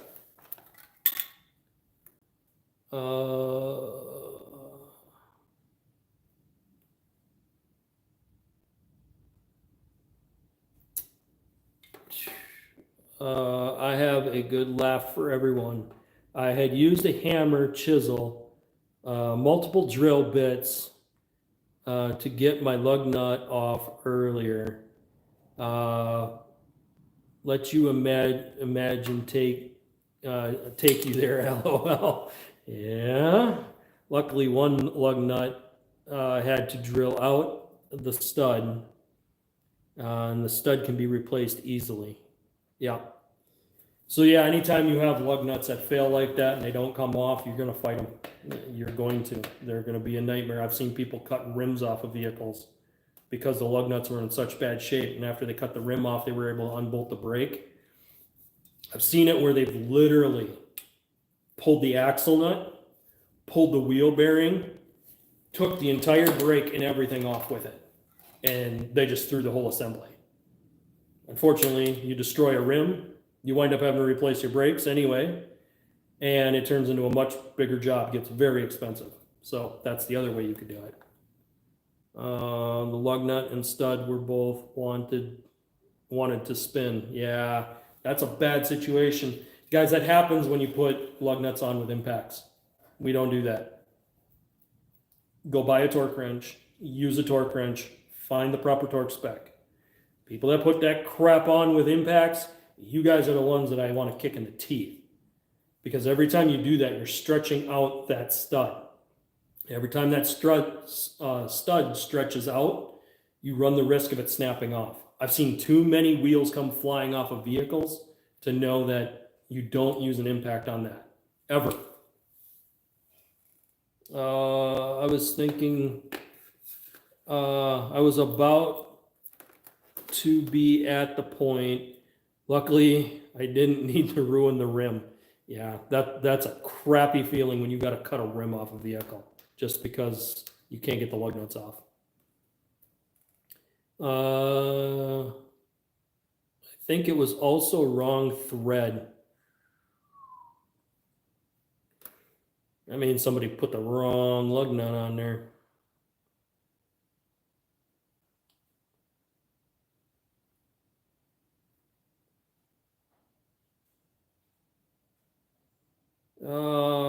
Max Payne, DOT,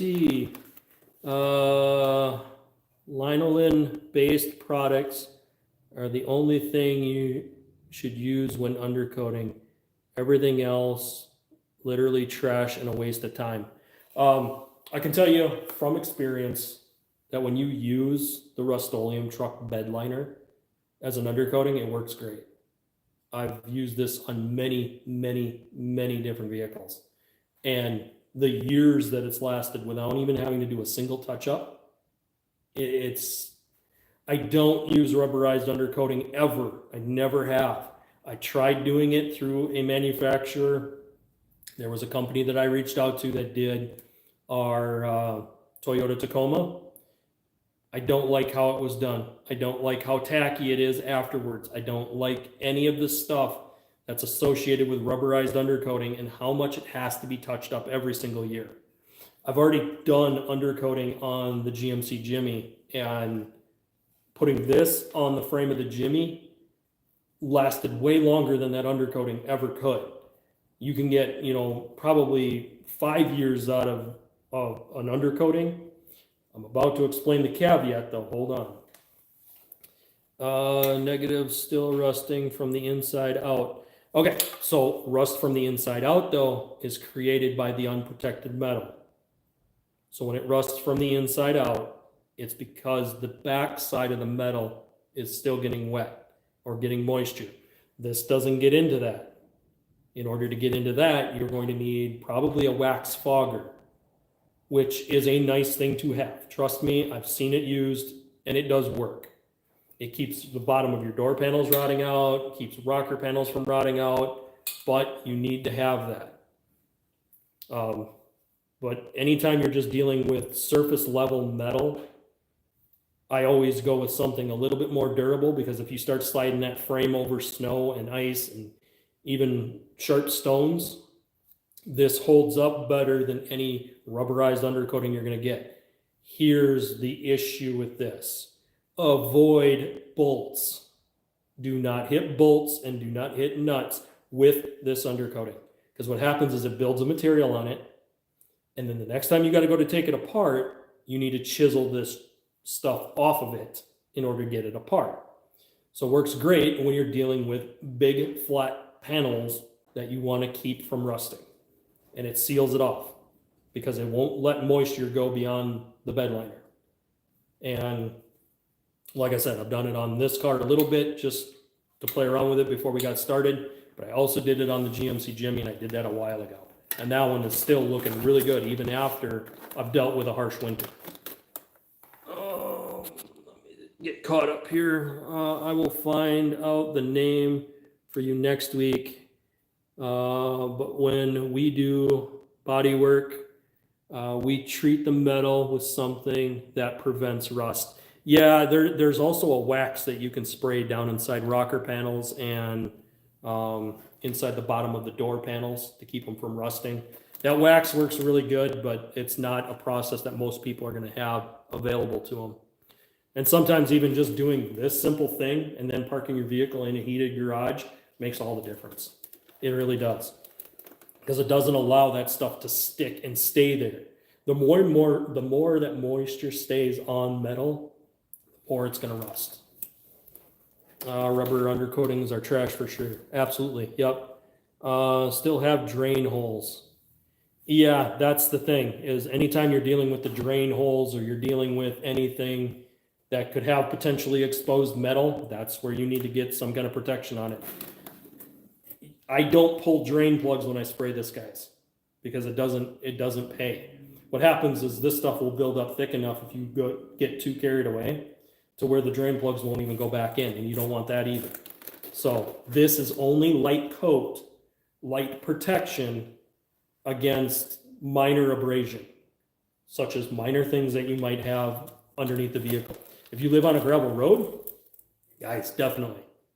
Because those minor rocks and stuff, rubberized undercoating ain't gonna protect you from that. You go down a gravel road, you're throwing up enough rocks, you can scratch up the whole side of a car running down a gravel road. But you put a bedliner on it, I've seen many bedliners that have held up through a way ton more of abuse than anything you would want to put the car through. So that's why I lean on this as an undercoating option. But again, stay away from bolts and nuts. Anything suspension related, do not spray this stuff on suspension. Highly suggest do not do that.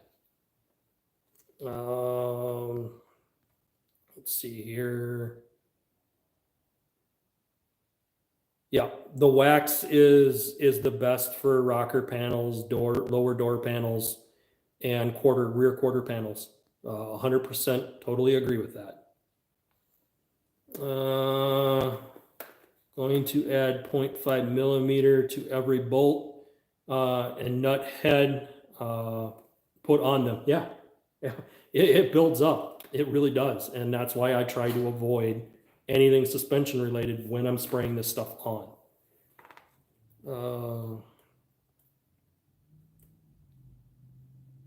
Yeah, it's a fluid film, basically a wax style. Yeah.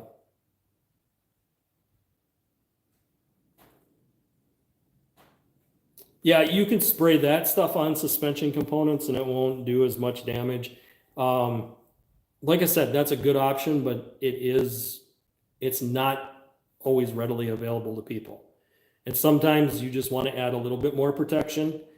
This does it at a very affordable cost. So you're not having to deal with, some people don't have an air compressor to put it in a gun and do the whole crazy stuff, or they don't have the separate tools to get inside the door jambs to spray the wax in. The wax is a good way to go for stuff you can't reach. But if you're talking about surface level stuff, I would go with this. The treatment we use is before priming and undercoating. I know what you're talking about, APM. I seen it in auto body industry when I was there too. I know exactly what you're talking about. What we use is not a wax because the paint won't stick. It'll fisheye. That's how you can tell I know auto body. I just dropped a term there for you guys. Michigan is so damp. Yes, it is. Bare untreated metal will rust in hours. Correct. Anytime you live in the Midwest or upper Midwest, even if you sand a panel and you touch it, your bare hand, it'll pull the moisture and the oil out of your hands. If you touch that panel, it'll pull it out and it'll start to rust by the end of the day. You'll see right where your hand was. So bare metal is a big no-no.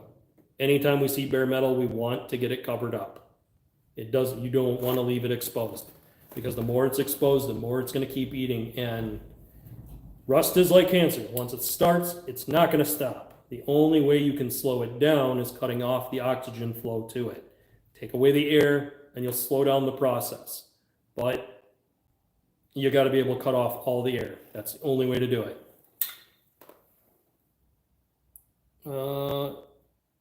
If it is bare here, have to prime it almost right away. Yeah, once, where I live to, if you sand a panel, you're putting primer on that day. You absolutely have to. You cannot wait.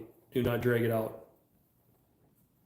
You see your fingers in it tomorrow. I've seen fingerprints in it within 3 hours where I'm from. It happens quickly. The rust fingers, yeah. Yep. Yeah, we are a few miles from a lake, so it's always damp basically. Yeah, and like I said, I know where you are, and I can tell you, we get a lot of moisture up here in these parts. So because we get a lot of moisture with rain and everything else, that's why we have this problem. So guys, this is a quick fix, and it does last. Again, avoid suspension components with this stuff. Do not hit suspension components. Now, one safety thing we're gonna need is, obviously I'm gonna wear gloves because I don't want this stuff on my hands.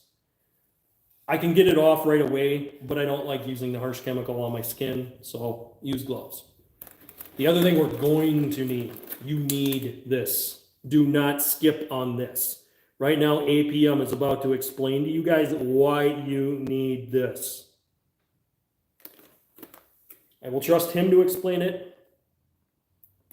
He's an auto body, and he can tell you exactly why you need this. So while he's doing that, I'm going to get set up. I'll let my mod take it away here just for a bit, and he can, you guys read the chat. He's going to explain to you why you need this.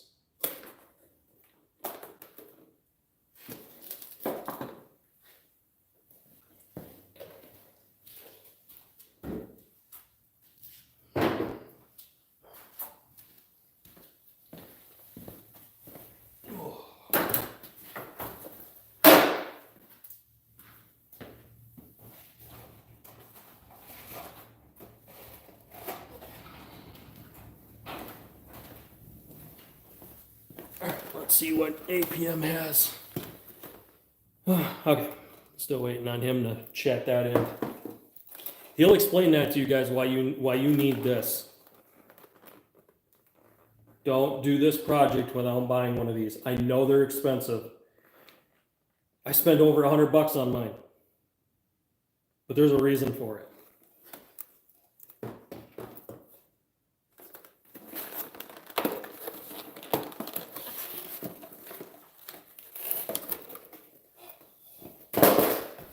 The other thing is when you get one of these, if it doesn't come in a bag, make sure you put it in a plastic bag. You don't want these exposed to open air because they will start collecting the dust in the air. And then when you go to use them, they don't work as well. Also, make sure you get a clean shave. Make sure you don't have stubble. These things need a tight seal. You don't want to be sucking in these chemicals, guys. It's insanely crazy how bad these chemicals are for you and just how much damage they'll do to your lungs. It's no joke. You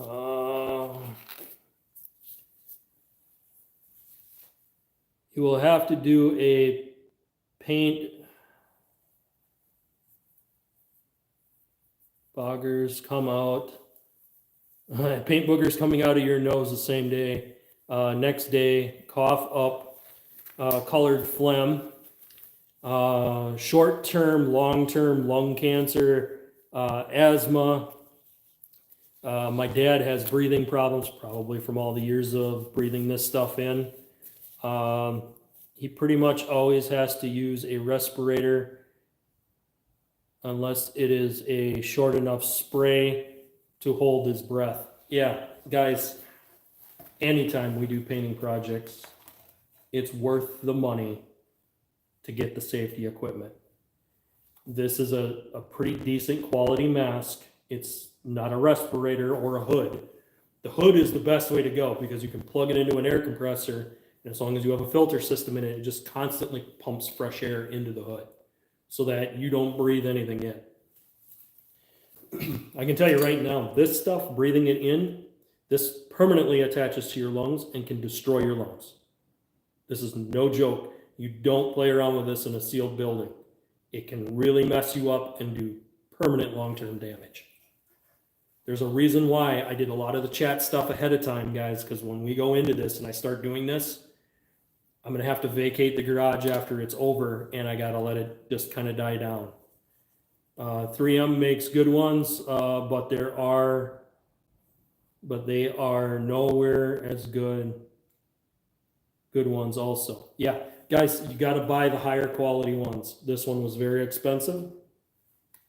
This is a 3M mask, but they do make much better ones out there that are designed for painting that will have much bigger cartridges on them, and they will have a better breathing ventilator on them to where it'll allow you to breathe out. But again, clean shaved. Don't do this project without cleaning. You know, make sure that your facial hair is gone for the guys. Make sure, you know, ladies that are painting, make sure you don't get your hair tucked in to these masks. You need to have a tight seal. These straps need to be pulled tight too. So once I put this on, I'm not going to be able to talk to you guys because you guys aren't going to hear me. Some people might be like, well, that's a good thing anyway. Haha. The reality is you need to have this on anytime you're near the fumes. So even if I get done painting, there's still going to be a bunch of fumes in here. I'm not going to be able to take this mask off because as soon as I take the mask off, I'm going to be breathing it in. My only protection is this mask. That's it. Once I take this mask off, I don't have any. So when I'm done painting today, guys, I'm probably going to do simple things, but I'm not going to take the mask off until I get out of the garage. So I'm going to give you guys a little bit of a story of why I know these things are so important. We got one from Willie Taylor. What GRI should I use for surface rust or grit? I'm pretty sure APM is going to be on top of that one. My buddy used some colored beards and mustaches. Tried to tell him he can't get a good seal. Painting stuff, trailers, yep, frames, grit, yep. So he wants to know APM, he wants to know what grit should he use with surface rust. It's all going to depend on how far the surface rust is bit into the panel. Sometimes you have to chase it down. Sometimes you can get by with 120. Sometimes you got to go to 80. It all depends on how far that surface rust is bit in, and has it really just, is it just surface rust or does it go deeper? Usually as you're sanding, you'll start seeing if it's more pitted and it goes deeper, then it's getting to be where you got to get a little bit more aggressive. Yeah, he agreed with me. Yeah. Probably start at 120, go from there. Once you go from there, you can decide kind of where that needs to be at. May need 36 grit. You're almost at the point of just hitting it with a rock.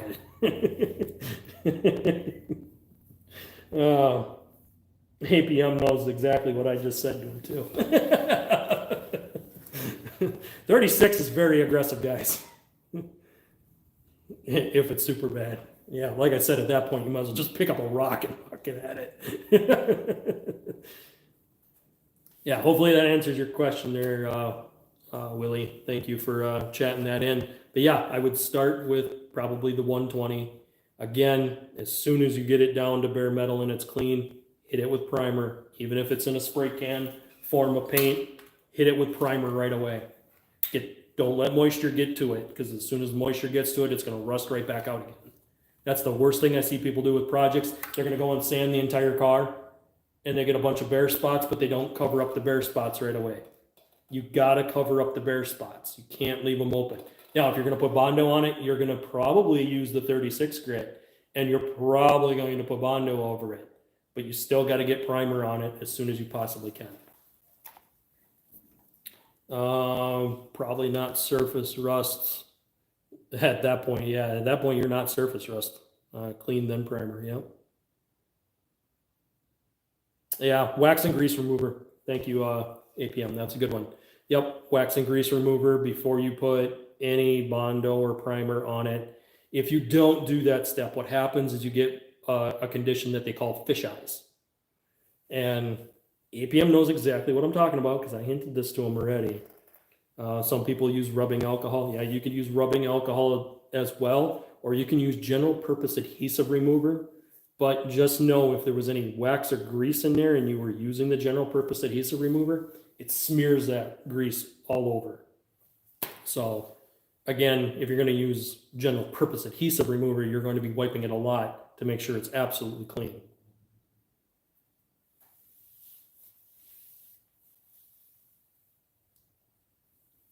Highly do not recommend it personally. Yeah, I don't recommend the rubbing alcohol. They use a grease and wax remover that works really good, and you can buy those at pretty much every auto parts store. Once again, do not for rubbing alcohol. Yeah, don't. Some people will do it, but don't do it. Don't, because rubbing alcohol also doesn't just contain alcohol in it. It can also contain other stuff in it, and that stuff can do damage to the metal. When you use appropriate general or appropriate metal prep, it's designed to not trap moisture into it. It's designed to not have moisture components in it. If you use generic rubbing alcohol off a shelf, some of it contains water. Water is a no-no for bare metal. Yeah, residual mess with plastics, yep. I can get a number of stuff we use. Yep. Yeah, APM is correct. Like I said, we both know auto body very well. I went to school for it. I've done a lot of different stuff over the years with auto body projects. Anything from panel replacements to straight up repainting stuff. I've done all of that. And I know exactly what he's saying. He knows exactly what I'm saying. Yep, there is water in rubbing alcohol, 100%. That water is not good for bare metal. Don't use water on bare metal. Guys, hit that like button. There's 46 of you in here. Get the likes up, get the subscribes up. Really does help out the channel. We're trying to grow this year, and we want to start bringing you guys merch. So in order for us to do that, we got to get there. All right, so I'm going to mask up, guys, and then I'm going to get you down there. So once we start this project, just know that you can't take the mask off if you're doing it inside a sealed building like we are. Don't take this off. APM just told you guys the stuff that happened. Oh, I was going to tell my story. So I'll tell you mine before we get started. So back when I was in, going to school for auto body, working in an auto body shop, I would paint entire cars and not even touch a mask. I did it twice. First time, I was coughing up blood. Second time, I thought I needed to go to the hospital. What happened is I got something that was called isocyanate poisoning, meaning that it gotten into my lungs. And the damage that it did to my bronchial tubes in my lungs was permanent. So I understand more than anyone what happens when you don't wear the proper safety equipment. Anytime you're dealing with aerosol stuff that deals with paint, you should even be doing this if you're using a lot of carb cleaner and brake cleaner. You should have a mask on and not be breathing in those chemicals. They get into your lungs. Your lungs then take and absorb it, and then it spreads throughout your entire body. That stuff gets into your bloodstream, and some of that stuff will never come out. And it will cause everything from cancers to respiratory issues. It's not good. There are some aspects of the automotive industry that you have to protect yourself. Painting things is one of those industries. Have to protect yourself. The money you're going to spend here means that you might be able to enjoy time with your grandchildren. But when you don't do this, you're not going to have that time with them. So, super important, guys. Super, super, super important. Let's go ahead and get masked up. Let's get underneath this car, and we're going to get cracking away at this. Like I said, I have some stuff set up already of where I want to go to show you guys. And some of the stuff that's already prepped, like I said, for the most part, when you're doing a project like this, the biggest thing is just make sure the underside of the car is clean. That's the biggest thing. Make sure it's clean. You don't want to trap mud, dirt, dust, everything else up inside there. Don't do it. It's just better to make sure it's clean before you start. If you guys want to use scuff pads, you can use scuff pads. I don't always do that because if I ever miss a small spot, what happens is when I scuffed it, I might have removed whatever paint was underneath there and I just created a bare metal spot. So I usually don't scuff on an undercoating situation. When I'm using the bedliner is enough. It will eat in. I just need to make sure I paint everything.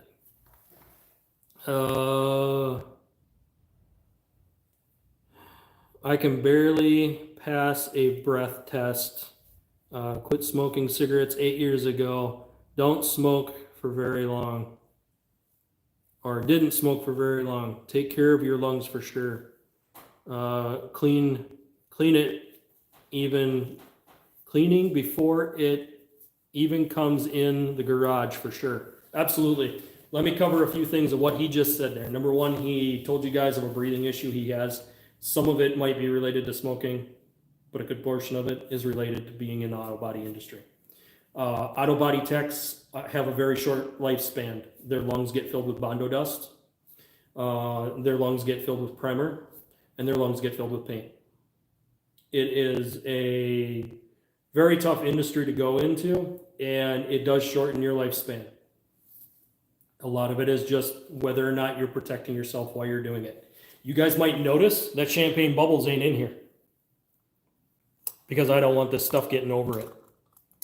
I'm not worried if it gets on here because this thing already needs to be buffed anyway. So I'm not too worried if I get a little bit of dust from the paint when it settles down. And honestly, all it's doing is just kind of kicking up the dust from underneath the car. If you really wanted to be careful with that, you could wet down the floor so that you don't kick up any dust. I'm sure APM will give you guys plenty of tips on that. You guys can keep watching his chat as I go. Okay, all right, it stayed connected. I'm gonna keep an eye on that. Apparently my internet connection wants to be weird today. So what I do is mask up and I wiggle it down into place. So I'll wiggle it down into place so I can feel it tight, and then I test it. Good thing I tested it. So, good thing I tested this, because I don't want this cartridge falling off. Now, I'm pretty sure there'll be a baffle in it, so it wouldn't be... Take this off. Again, I bought this and I fitted it. Yeah, there's just a flapper inside there. That would not have been enough while I was painting for protection.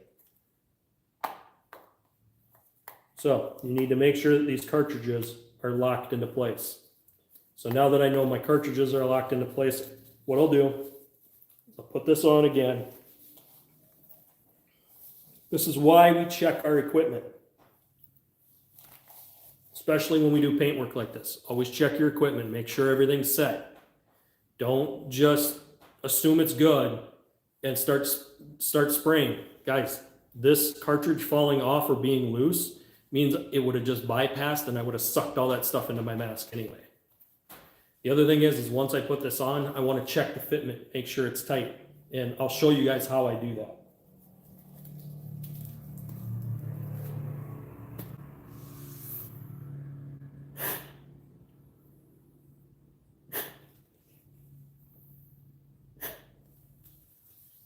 If I have to fight really hard to pull air in, it's working. Because once you plug these off, this is the only spot you should be drawing air in. If it's drawing in around the seal here, then it's not sealed. You don't want to feel air getting forced through the lip of the mask. You don't want air to slip by this mask. This is why you have to clean shave. This might be a little too much and actually might cause issues. So if you got a really large goatee, you might have to shave it off, or you might have to trim it down really far so that it doesn't have hairs that stick into here, breaking the seal. What some guys do is they'll take their chin like this and they'll slide the mask up underneath so that then when they seat the mask, it'll stay seated. Guys, hit that like button. This is solid safety stuff that other YouTubers are not telling you guys. They aren't telling you to protect yourself like this. And this is important.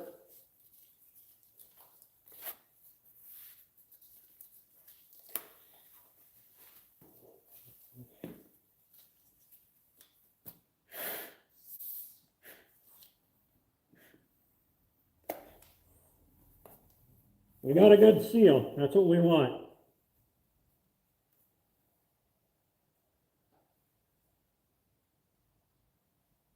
Yep, might actually hurt to breathe. You have to force yourself to breathe in this.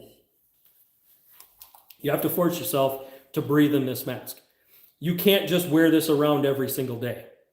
This is really hard on your lungs, and it forces you to pull air in. So what you're doing has to be physically active. If I was just standing in here with this mask on, my lungs would start burning because it's forcing my air or my lungs to work so hard to get air. So, solid from APM right there. Let's go ahead and get after this, guys. I want to get this one done.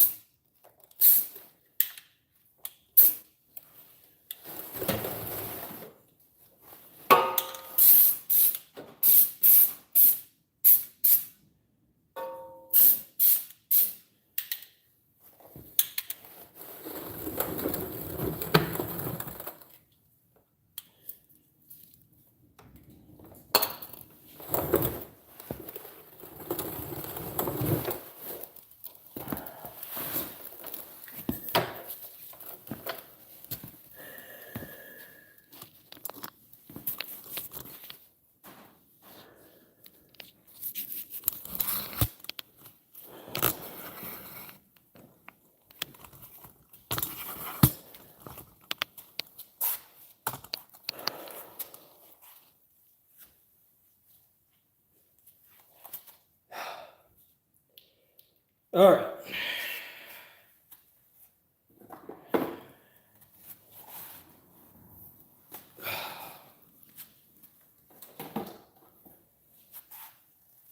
All right, so guys, what we did was we basically undercoated this thing.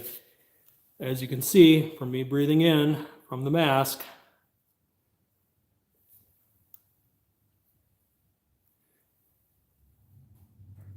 so didn't even get the tightest seal that I needed to get with that mask. So this is undercoating. What we're doing is we're using a bedliner though for the undercoating. Grab the can.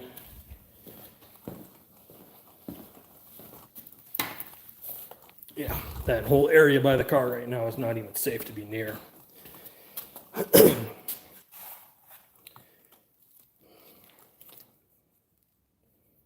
All right, so what we're doing is we're undercoating with Rust-Oleum truck bedliner. The reason why is this stuff is really hard to scratch, meaning that if you go down a gravel road, you don't have to worry about scratching it up.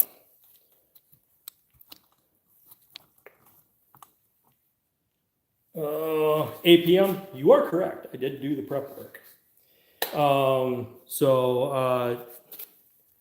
Chief there, I think it was. Yes, Chief, this is bedliner is what we're using. Let me get this glove off so I can see. Actually. All right, guys. Here's what I'm going to tell you to do if you're ever in a sealed place and you've done any painting. You got to do this.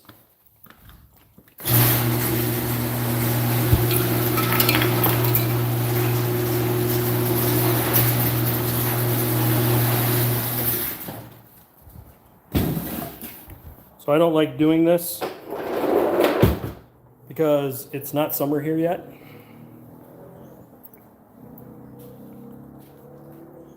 But you need to get those doors open. What that's going to do is it's going to pull all the fumes out, get everything out.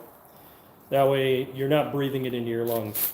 The only bad thing is I do have some vehicles parked out there, but the wind is coming through the big doors and it's heading out my small walk-in door.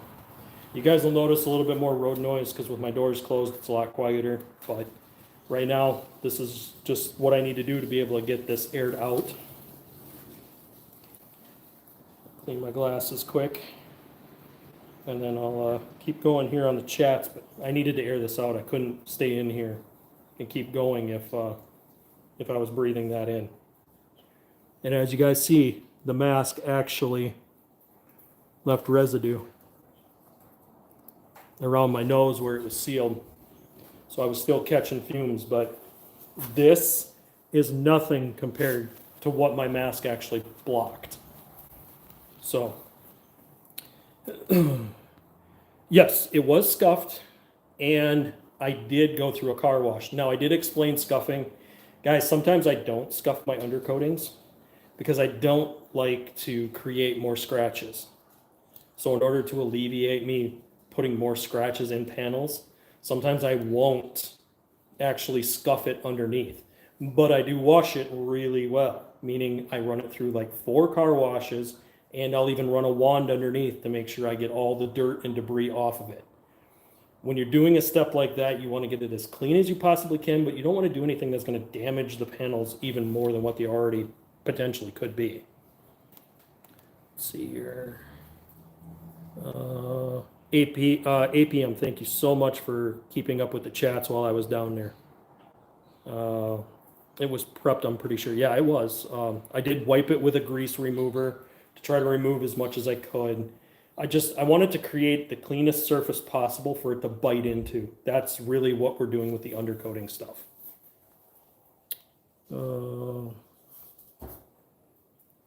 How much was a can? I think the cans are only, I want to say like $15 maybe.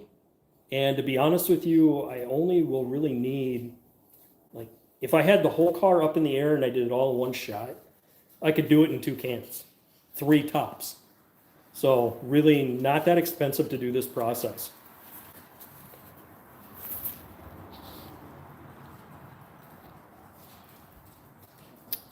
Even new cars should have undercoat Bedliner. Yep. Yeah, honestly, that's what it should be.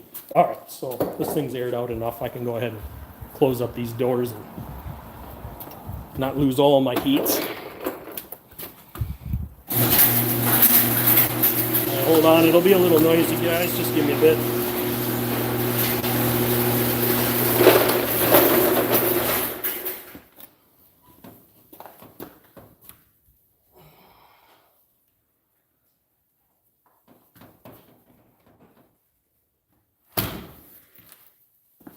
All right, so much better. Actually, I'm going to go ahead and do something I should have done here.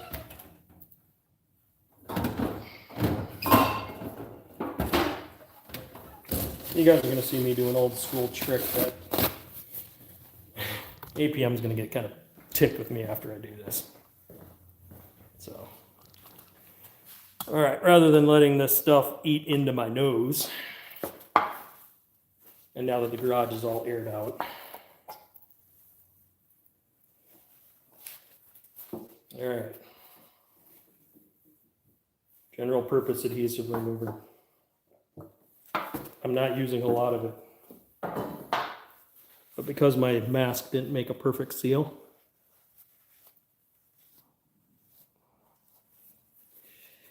I bet you he is just screaming at me right now.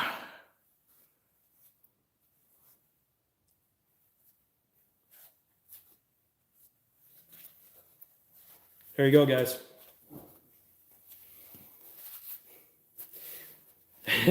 In the auto body industry, we don't use this. We use something called lacquer thinner. And for anybody who knows anything about lacquer thinner, let's say you accidentally cut yourself. Well, you got to disinfect it. And if you don't have rubbing alcohol anywhere nearby, what do you use? Lacquer thinner. You got to be careful not to get blood poisoning from it, though. So now that we aired out the garage, I can come back and sit down here with you guys. Definitely had to air this out though, because that was just way too much.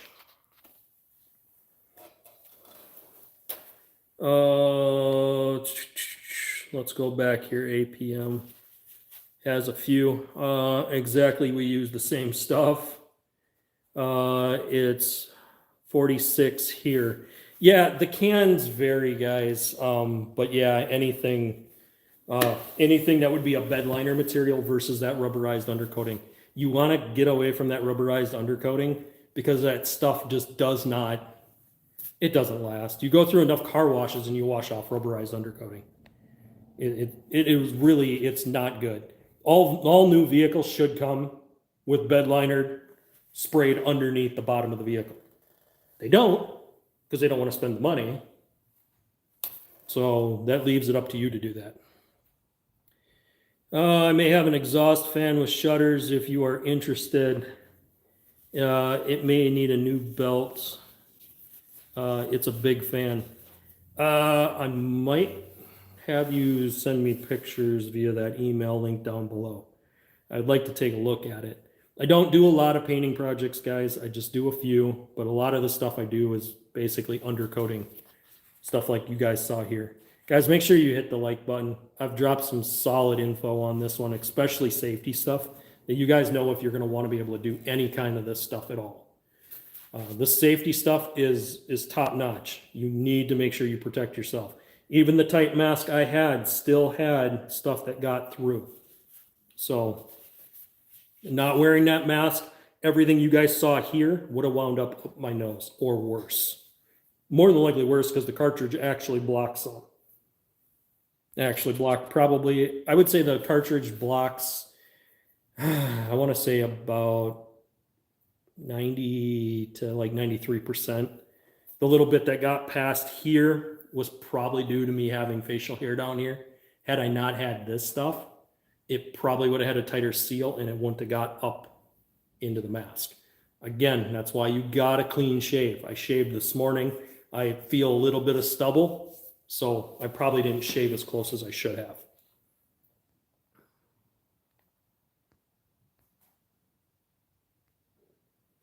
Just use soap.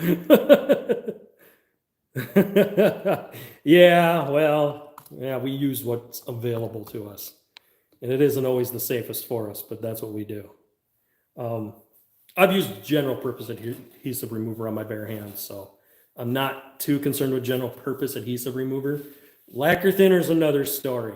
People that use lacquer thinner, and I've done it in the past, if I get a cut on my hand, I'll just dip it in the lacquer thinner and it stops bleeding. The problem is you get that lacquer thinner gets into your bloodstream, it can kill you. So yeah, not good, not a good idea. That's kind of where I draw the line there. But yeah. I have done it a lot, LOL. Yeah, anybody that's done auto body repair, we know what that is. We've done a lot of that. Might have been your beard that pushed the mask. Yep. So what happened is it probably didn't seal here, and this is where I sucked it in. But having the respirator still blocked 90% of what I sprayed in here. Guys, it was so foggy underneath there, I had actually gotten it on my glasses. I had black spots on my glasses. That's why you guys saw me wiping my glasses right away. This stuff is nasty, and it does mist out. So I can tell you right now, underneath the vehicle, if I were to lay down on the ground, I'm sure I would still have fumes coming off of this stuff. It's going to have fumes on it for up to 48 hours. So I've done many undercoating projects in here using this same stuff, and I'm telling you, it takes time. This isn't something you're going to blast out in a day and then it's good.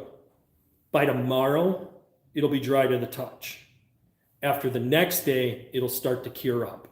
That cure time is what you need. So when it cures, that's when you know you're in a good spot.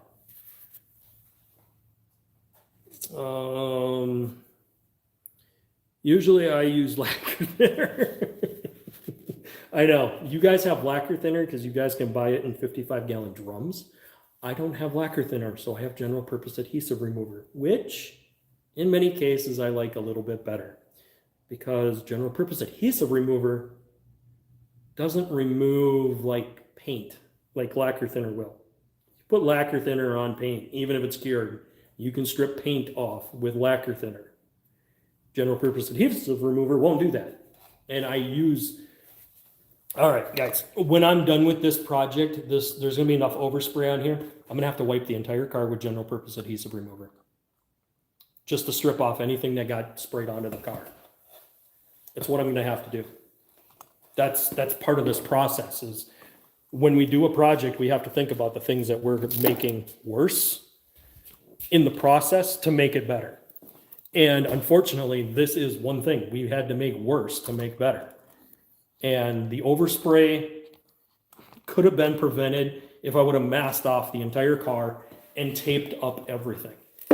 But the amount of time I would have taken to do that wasn't worth it because there was so many projects we had to do to this car that I didn't want to slow down the process by showing you guys a bunch of taping stuff because I can easily correct this with the general purpose adhesive remover. It'll strip it all down, put it all back clean. This vehicle already has a ton of overspray on it, and it was like that when I got it. So I do know that the vehicle has to be buffed anyway, so it doesn't matter. Let me cut up on chats here. Razor blade steel wool for the glasses. No, I'm not using that. That'll scratch the shit out of these lenses.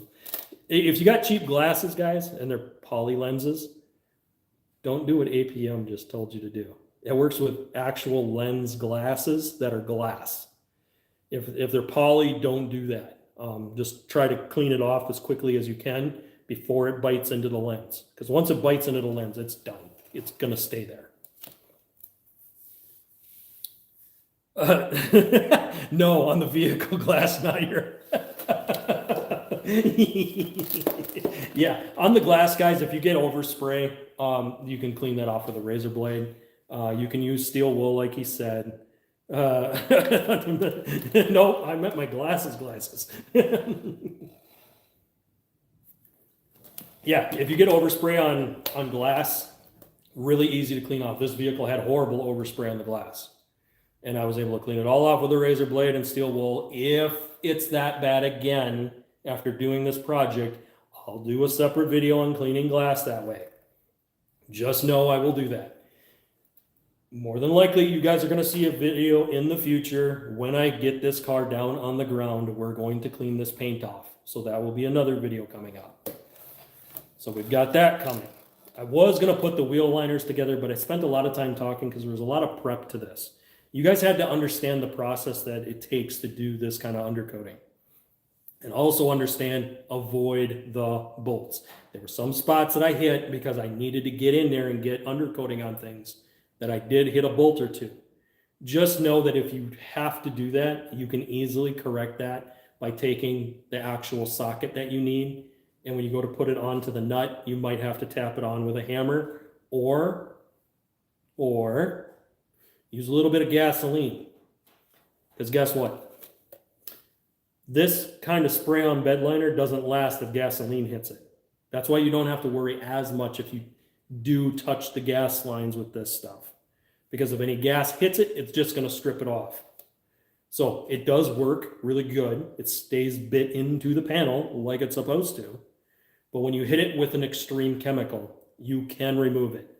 Diesel fuel also works. Yep, APM is right. There was a message that was held for review. Let me see who it was.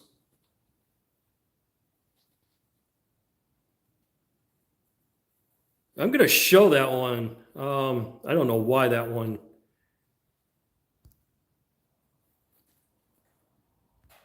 Okay, another moderator handled it. Okay, thank you, APM. Yeah, you can you can go underneath the car and you can wipe grease on everything. That does the same thing as if you have a rear main engine seal that's blowing oil all underneath the vehicle. That does the same thing. But if you don't have oil leaks and you don't want to smear grease underneath your car, spray the bed liner and it'll work just the same. And in fact, the Bedliner, you'll only need to do touch-ups maybe once every 2 years. You won't have to do it very much. Guys, I did Crimson Vortex 2 years ago. I'm probably going to do touch-ups this year, but it all depends on what happens with the motor build. If we get to the point that we're going to be putting the motor build in it, once we get the motor built, we're going to put it in. And when we put it in, then I'm going to have to clean the frame anyway. There's a lot going on with Crimson Vortex. That thing is going to be a giant project. Crazy what's going to happen to that. I have a front differential that's leaking, so that's going to get dropped out. It'll also give me room to access all of the motor mounts and all the exhaust manifolds and all that other stuff. So the front diff has to come out. Second, we're going to have to pull the transfer case because I'm going to have to pull the transmission so that I can get the motor out. When I pull the transmission, we're more than likely going to have that transmission rebuilt. It's having issues holding torque converter lockup. And if it doesn't hold the torque converter lockup, we're burning too much fuel with it. So more than likely, this is going to turn into a massively big project, guys. This isn't going to be something that I'm going to solve in a weekend. It's going to be this times 10. That's what Crimson Vortex is going to turn into when we do our motor project. What I'm trying to do is build this engine this year, and then we're going to do the install next year after winter's over. That way I can leave it sit for the entire summer, do all of my projects on it for you guys here. You guys can see exactly what we're doing. Hopefully by then we have enough subscribers and everything. We have our merch store going. Guys, make sure you smash that like button and subscribe because that's what's going to get us there. I need to get to a certain point before I start bringing a merch store in. I would really like to bring you guys merch. That way we can start building this community from the ground up. I really want to do it, and I need your guys' help to do it. And the easiest way to do that is liking, subscribing, and ringing the notification bell and chatting when you guys are here. I like hearing from you guys, and I like helping you guys with your projects. Yep, like he said, you can also use diesel fuel to remove this style of bedliner. So this stuff it is aggressive. It does bite in to panels really hard. It does a good job at what it does. But if you ever do need to remove it because you accidentally got some on a bolt, just know gasoline or diesel fuel will remove this stuff. Now, if you go and throw this on like you would an actual truck bed and you build this up to like a 1/2 inch thick, then it ain't going to. It'll take you forever to cut through that with gasoline and diesel fuel. It'll take forever. So just know you're not trying to do a big layer of this stuff. You aren't trying to get an inch thick underneath. Don't do that. All you're trying to do is lightly cover the bottom so that you add a little extra protection. Not only that, if you do have a little bit of rust underneath there because your vehicle is used, this also will help you to keep it from getting worse. And why does that happen? It happens because you can cut off the oxygen getting to the panels.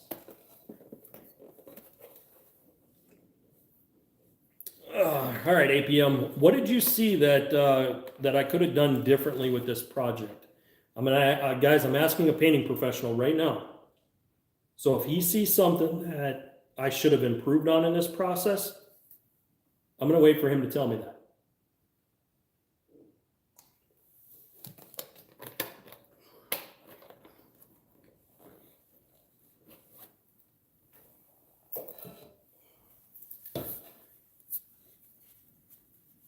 Letting APM type some stuff up to see kind of where we could have done things a little differently.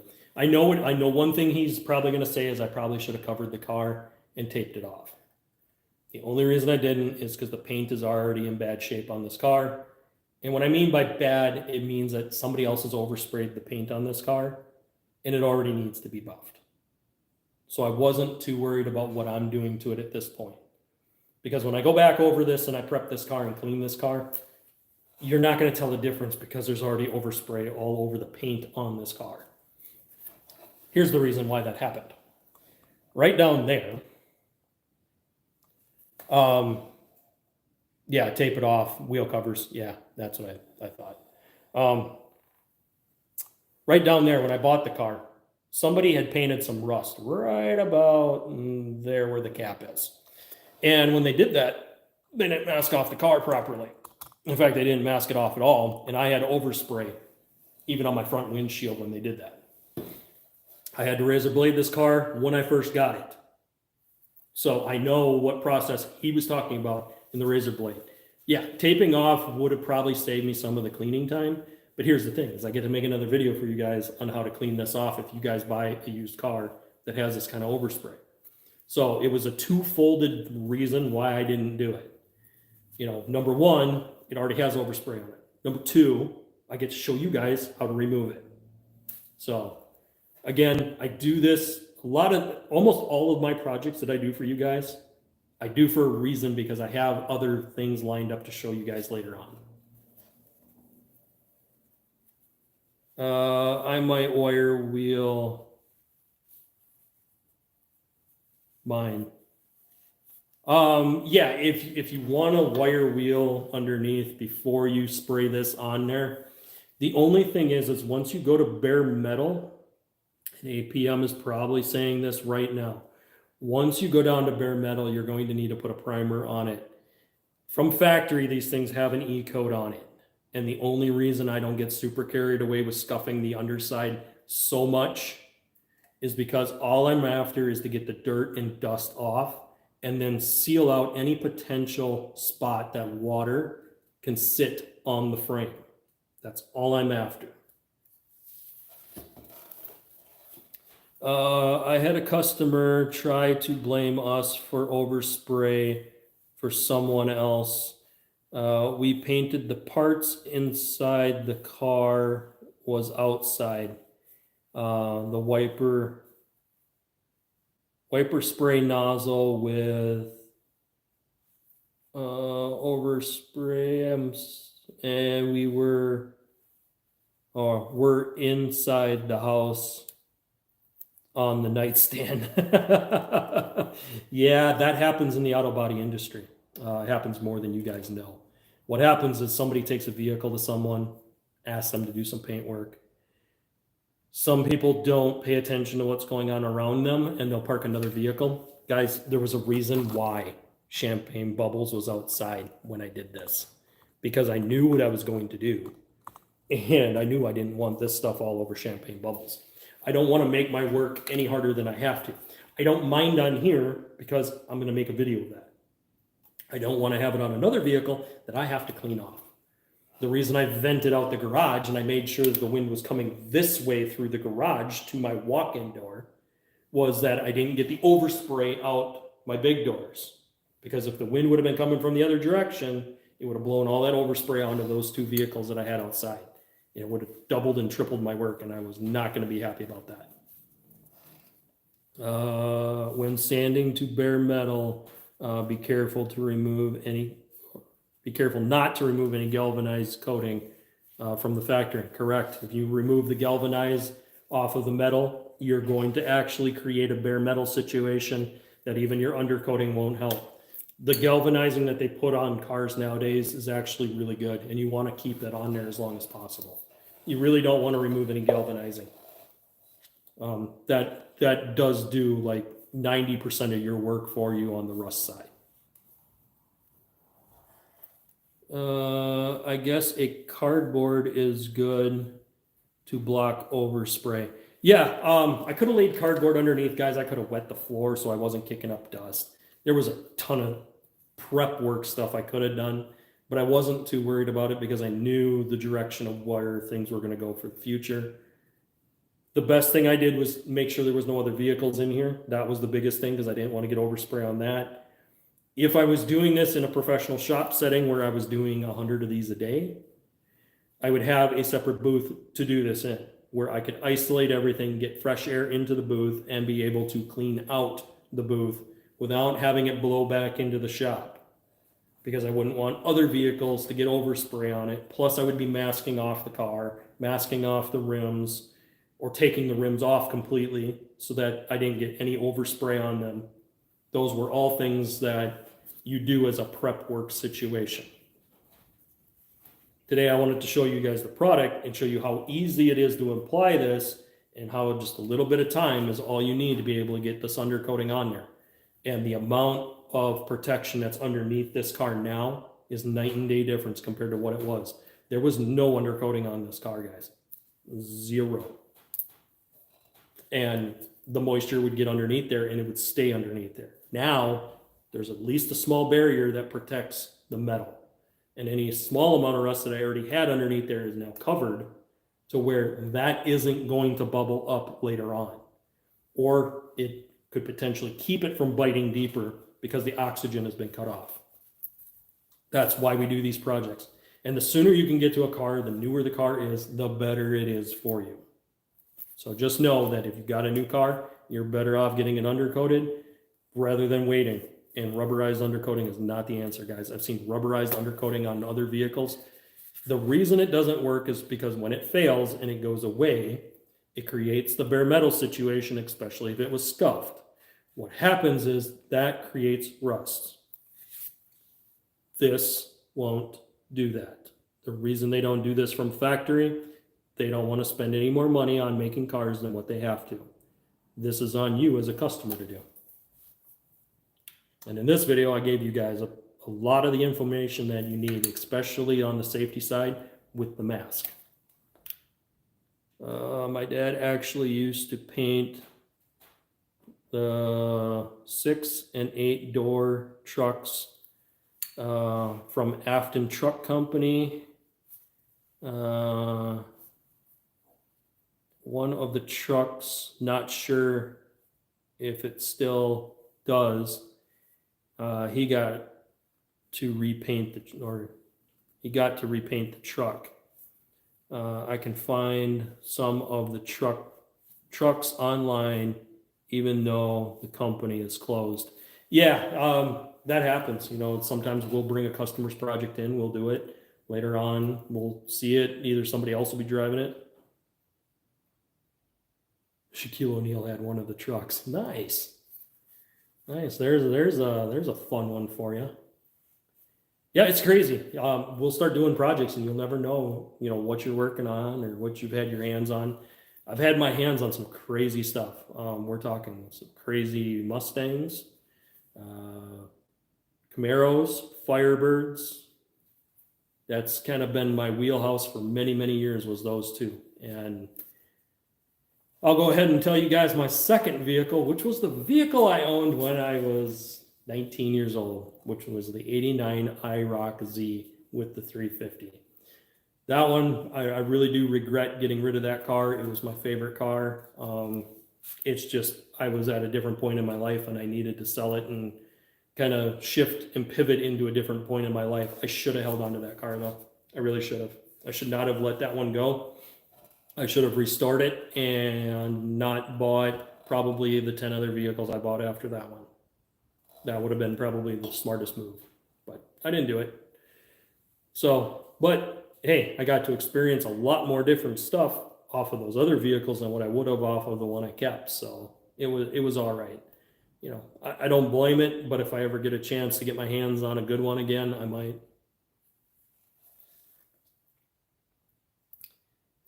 They were Ford F650 and 750s. Had 3 semi-gas trucks. Each side was welded together. Yeah, IRocks were awesome, guys.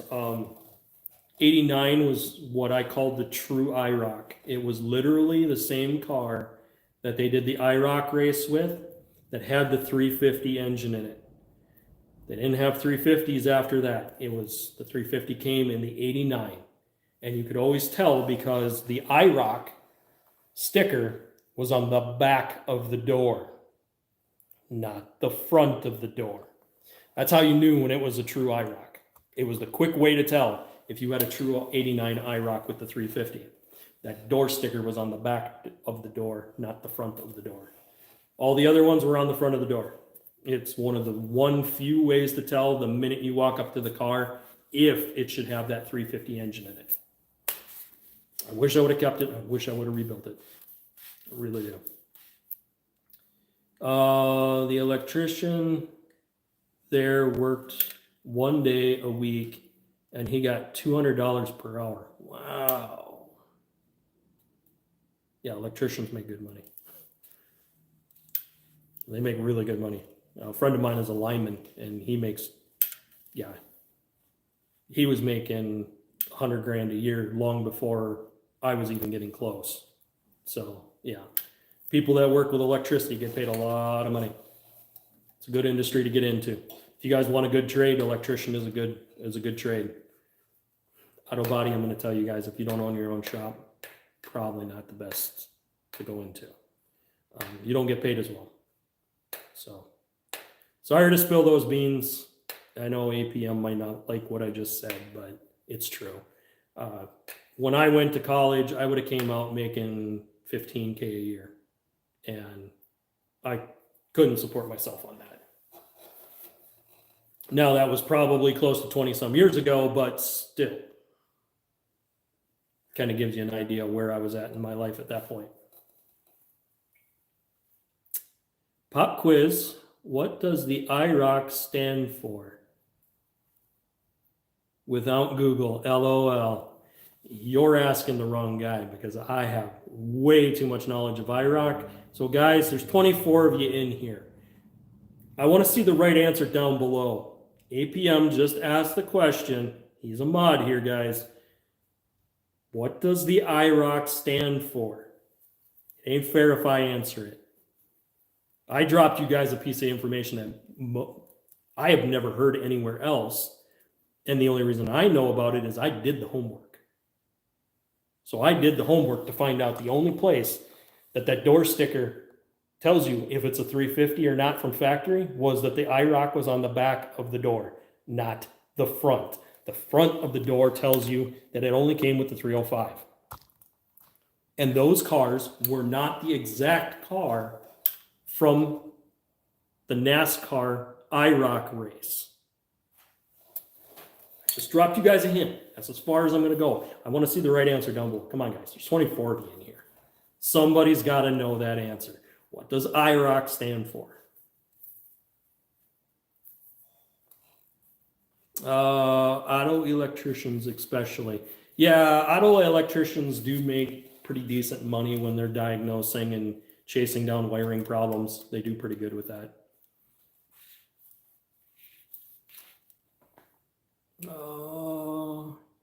It is true. We have a family-owned shop. My dad started in his 20s working for an auto body shop. Yeah, guys, auto body industry is only profitable if you own your own shop. It really is.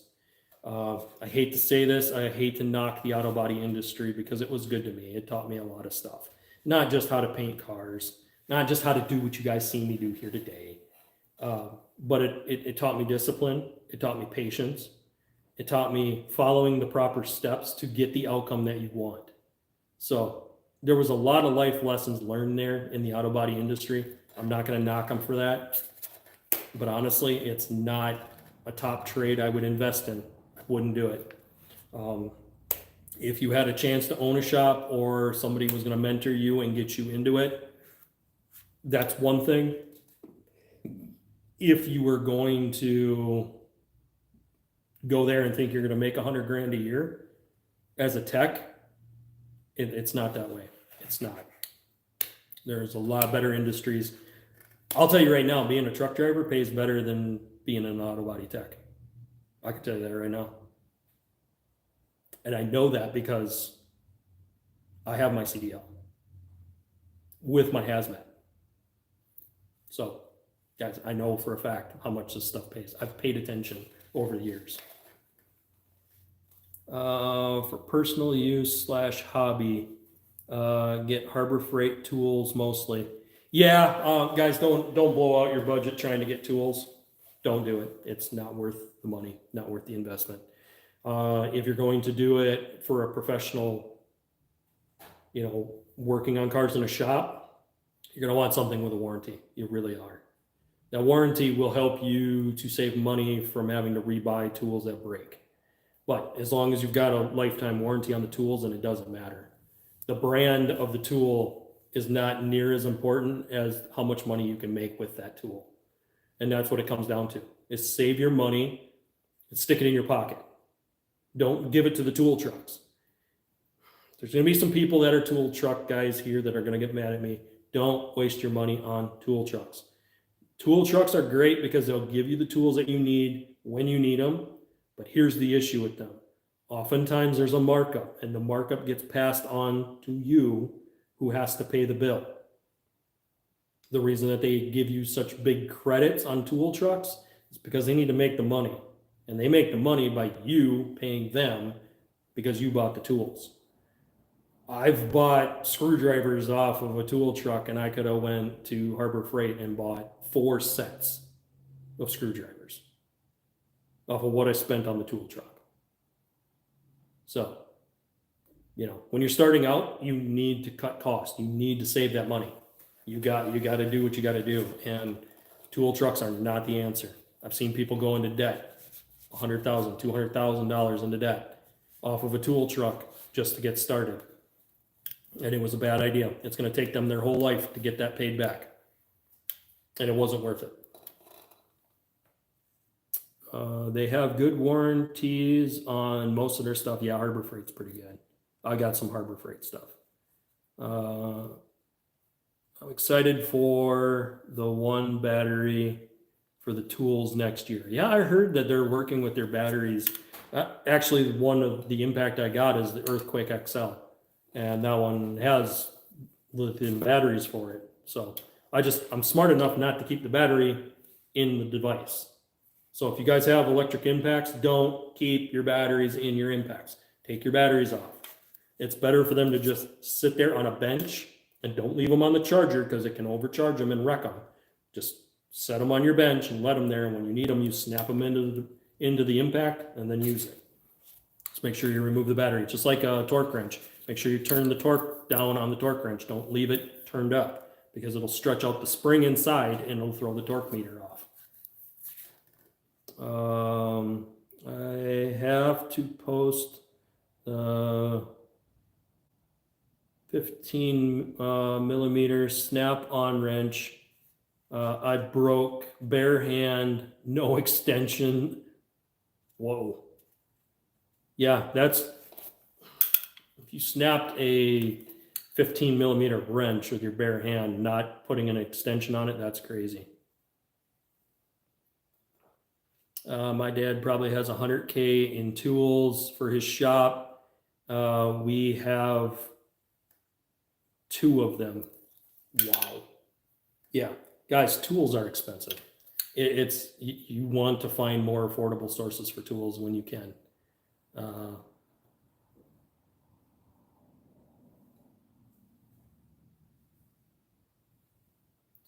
They buy Snap-on tools off of eBay. Yeah, you can buy used ones off of eBay when people get out of the industry and they decide to sell. That's the best way to buy some of that stuff. The only issue is when you buy some of that stuff secondhand, some tool trucks don't like to re-warranty that. So that's some of the issue that you guys might have. All right, guys, I've gone for almost 3 hours today. Normally, I'm trying to keep these around an hour and a half, sometimes 2. I've gone a little bit longer than I'd like to. But today we've got the undercoating done. I'm going to give you guys a sneak peek of what's going on for next week. You guys that stuck around, it's awesome that you guys are here. Make sure you guys hit the like button, hit the subscribe button. We're really trying to grow this year. It really does kind of help the channel. And the more you guys chat down below, the more interaction and engagement we get, the better this is. So the more we can grow, the more we can keep doing stuff like this and answering you guys' questions, the better it's going to be. APM is a great mod on my side, guys. I really like having him here. He drops a lot of useful knowledge, especially in the auto body industry.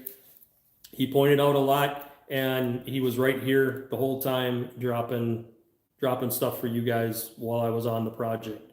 So thanks to all my mods. As always, you guys come through in a clutch. You guys are here. I really do appreciate all you guys' support. So next week, we are going to be tackling what happens when you have a trouble code and you go to put the part in and the problem gets worse. How do you fix it? How do you chase down the real problem, and how do you figure it out? This is going to involve me explaining a lot of computer stuff next week, showing you where these parts are, and then breaking down how you're going to figure out what is actually wrong with the car.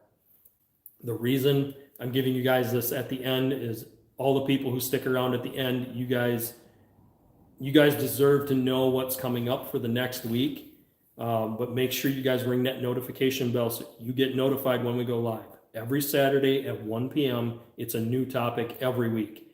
The only time I recycle topics is when it's a yearly topic. So we just did a yearly topic here last week or so.